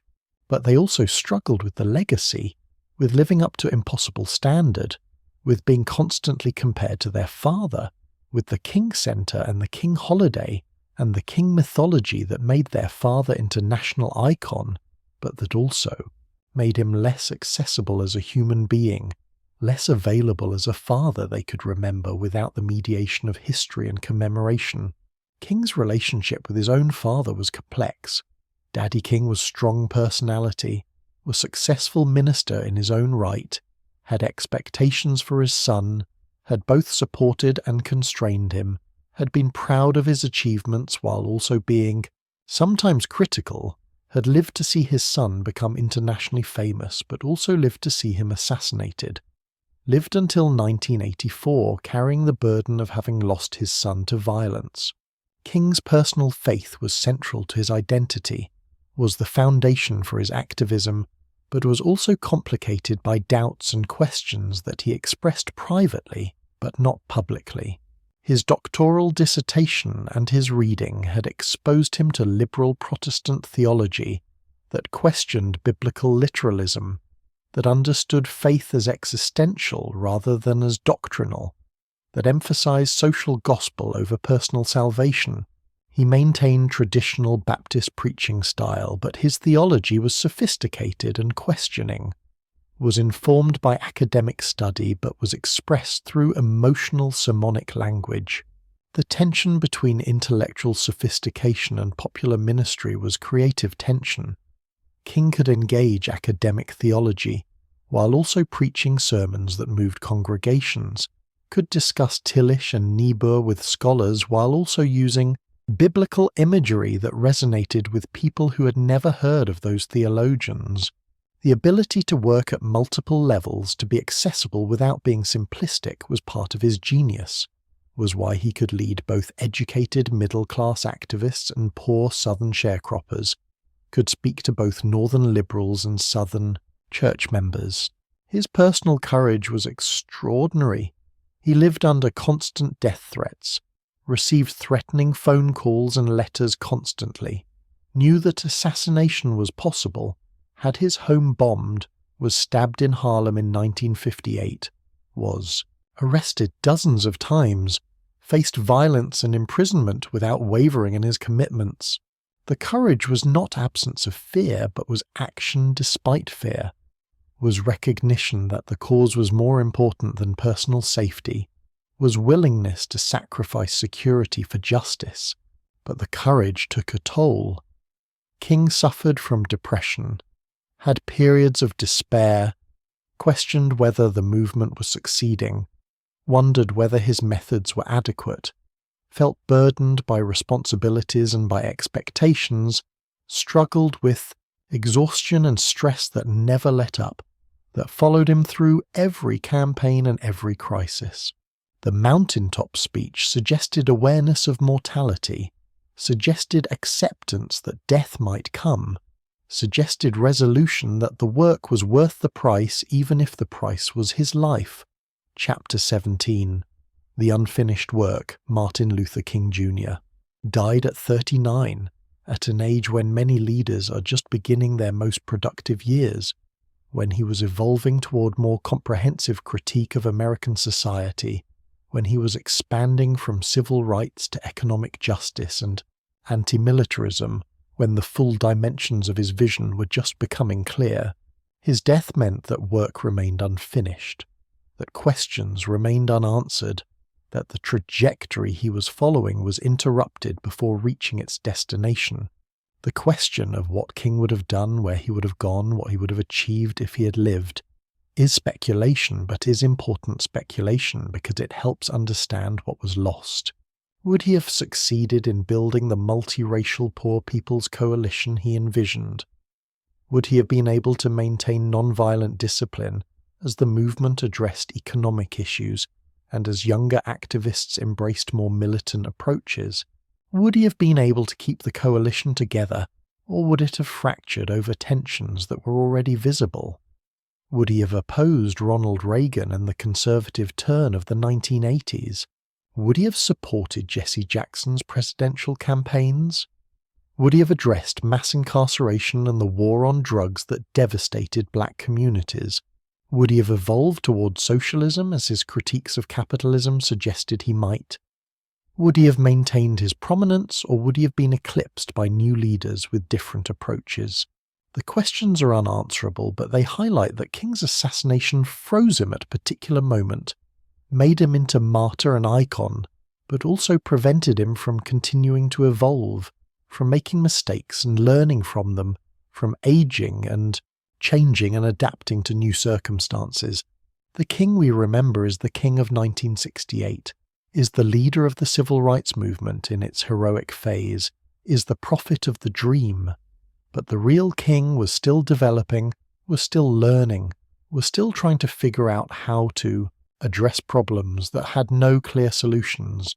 The work he began continues, is carried forward by activists and organizers who cite his example, who invoke his principles, who adapt his methods to new contexts. The Black Lives Matter movement that emerged in response to police killings of black Americans in the 21st century operates in King's shadow, draws on civil rights movement history, faces similar questions about tactics and strategy, about building coalitions and maintaining discipline, about achieving reform versus demanding transformation. Economic inequality that King addressed in his final campaign remains central issue, has worsened in many ways since his death, remains unsolved problem that his Poor People's Campaign identified, but that American politics has not adequately addressed. The connections he made between racism, poverty and militarism remain relevant, are visible in contemporary debates about police violence, about economic justice, about American military interventions, about how systemic problems require systemic solutions. The method he championed, nonviolent direct action, moral witness, appealing to conscience, continues to be debated, is questioned by those who see it as insufficient, is defended by those who see it as both practical and moral, is adapted by movements. That use some elements while modifying others is part of global repertoire of resistance tactics that movements draw on depending on context and needs. His dream articulated in Washington in 1963 remains partially fulfilled and partially deferred. Legal segregation ended, voting rights are protected, though still contested. Blatant discrimination is prohibited, but racial inequality persists in wealth and health and education and criminal justice. The promise of equality is not yet realized. The work continues. The dream was not naive optimism, but was challenge, was call to action, was insistence that America could be better than its history, that change was possible, that justice was achievable if people were willing to work for it. The memorials to King, the national holiday, the memorial on the National Mall in Washington dedicated in 2011, the streets named for him in cities across America, the schools and community centers bearing his name, the King Center in Atlanta, the constant invocation of his words and his image. These demonstrate that he has been incorporated into American mythology, that he is celebrated as American hero, that his life and work are seen as central to American story. But memorialization also risks domestication, risks turning radical into icon, risks celebrating memory while ignoring message, risks praising King while rejecting the positions he took, risks using his authority to legitimize policies he would have opposed. The challenge is to honor King by continuing his work rather than by just celebrating his memory, to engage his actual positions rather than the sanitized version, to recognize that he was challenging American society in fundamental ways that remain uncomfortable and necessary. The Lorraine Motel in Memphis, where Martin Luther King Jr. spent his final hours, is now the National Civil Rights Museum, preserves room 306 where he stayed, maintains the balcony where he was shot, tells the story of the civil rights movement and of King's life and death. The museum is pilgrimage site, is visited by hundreds of thousands annually, is place where people come to remember and to reflect, to understand what happened and what it means. The wreath that hangs on the balcony marks the spot, creates memorial at the exact location where the bullet struck, transforms the site of assassination into sacred space, into place where history is remembered and where commitments are renewed. Visitors stand in the parking lot below, look up at the balcony, imagine the moment, confront the violence that ended King's life, face the reality that the apostle of nonviolence was killed violently, that the man who preached love was struck down by hatred. The museum presents King's life in context. The Montgomery bus boycott, the sit-ins, Birmingham, the March on Washington, Selma, the turn toward economic justice and opposition to war, the complexity and the evolution, the victories and the struggles. The presentation is not hagiography but is serious history, acknowledges King's importance while recognizing the movement's breadth, celebrates his leadership while honoring the thousands who marched and organized and sacrificed. But the museum also raises questions that remain unanswered, about what King would have done if he had lived, about whether his methods could have addressed the problems he was confronting, about whether the dream has been realized or remains deferred, about what work remains unfinished, about who will carry it forward, about whether new generations will embrace non-violence or will choose different paths. The sanitation workers' strike that brought King to Memphis was settled after his death. The workers won union recognition and wage increases. The strike's victory was partly tribute to King's memory, was achieved in part because his assassination had made the workers' cause visible. The men who'd carried signs reading "I am a man" had asserted their dignity, had claimed their humanity, had won their strike, had demonstrated that King had died supporting a just cause, had shown that his final campaign had succeeded even though he did not live to see the victory. The lessons from King's life remain relevant, that moral leadership matters, that nonviolent resistance can work, that change requires sustained effort and sacrifice, that individuals can make difference, that justice is not inevitable but requires people willing to fight for it, that the arc of the moral universe bends toward justice, but only if people bend it, only if each generation takes up the work and continues the struggle. His words continue to inspire. The dream he articulated, the letter he wrote from Birmingham jail, the mountaintop he saw the night before he died, the vision of beloved community where all people would be judged by character rather than by colour, where poverty would be eliminated, where violence would be renounced, where love would triumph over hate. The words are quoted and invoked and studied, are part of American civic religion, are resources that movements draw on, are challenges that remain to be fulfilled. His faith sustained him through everything. Through bombings and arrests, through criticism from supporters and attacks from enemies, through exhaustion and depression, through constant danger and constant pressure, through the knowledge that assassination was possible, through the burden of leadership and the weight of expectations.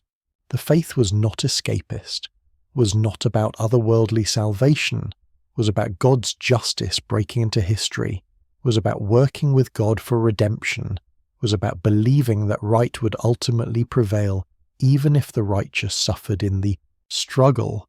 He died in Memphis supporting striking sanitation workers, died pursuing economic justice for the poorest Americans, died expanding his vision beyond civil rights to comprehensive justice, died challenging America to fulfill its promises, died believing that the struggle would continue even if he was not there to lead it, died young, but died doing what he believed God had called him to do, died without accomplishing everything he had hoped for but having accomplished more than most people achieve in much longer lives.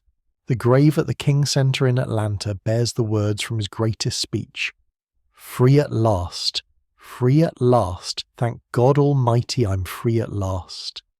The epitaph is both triumphant and tragic. Triumphant because it affirms ultimate freedom, tragic because that freedom came through death, because the work was unfinished, because the dream was not yet realized. But the words also challenge the living to continue the work, to pursue the dream, to bend the arc toward justice, to build the beloved community, to honor King not just by remembering him but by continuing what he began.